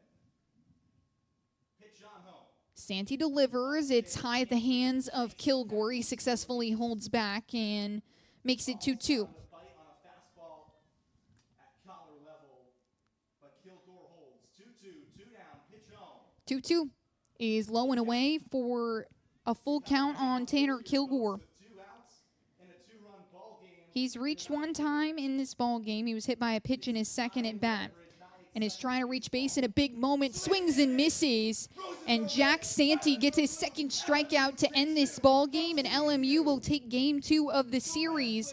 12-10, the Rail Splitters open their sack season a perfect 2-0. And they move themselves to an even 5-5, where Carson-Newman will fall to 6-2 and 0-2 in sack play. Definitely not the start that Tom Griffin's squad not quite the start that Tom Griffin's squad thought they would get in conference play. But nonetheless, LMU has defended their home turf well. They take care of business here at Lamar Hennon Field. But we'll play one more here in Harrogate when we come back on the Eagles Sports Network. It's the All-American Colton Kaysen that will be doing the pitching for Carson-Newman. But really the story of this game, both teams putting together great offensive performances. 12 hits for Carson-Newman, 13 for Lincoln Memorial. But really what happened was that Carson-Newman, the pitching staff, put a couple Lincoln Memorial batters on base. They had 7 walks in this game and 4 batters that were hit by pitches. And then the LMU hitters came up big in big spots. They recorded hits when they had runners on base and allowed runners to come around. They defeat Carson-Newman by a score of 12-10, the second time in this series that LMU has taken Carson-Newman by 2 runs. The Eagles use 5 arms out of their bullpen in this game. But it was Alec Wilson, the freshman, who did a good job stretching a couple innings out towards the tail end of that ball game to give Carson-Newman a chance. He goes 4 innings with just 1 hit, 3 walks, a strikeout, and 66 pitches. Christian Henderson was the starter. He got pulled a little bit early, but you got to wonder what the story of this game would have been if Henderson stays in just a little bit longer. Obviously, playing with injury, you don't want to do that so early on in the season, but nonetheless, Carson-Newman moves to 6-2 and 0-2 in sack play. We'll be back here on the Eagles Sports Network for the final game of the series with LMU. Stay with us, and I've been Rayanna DeCrow for now.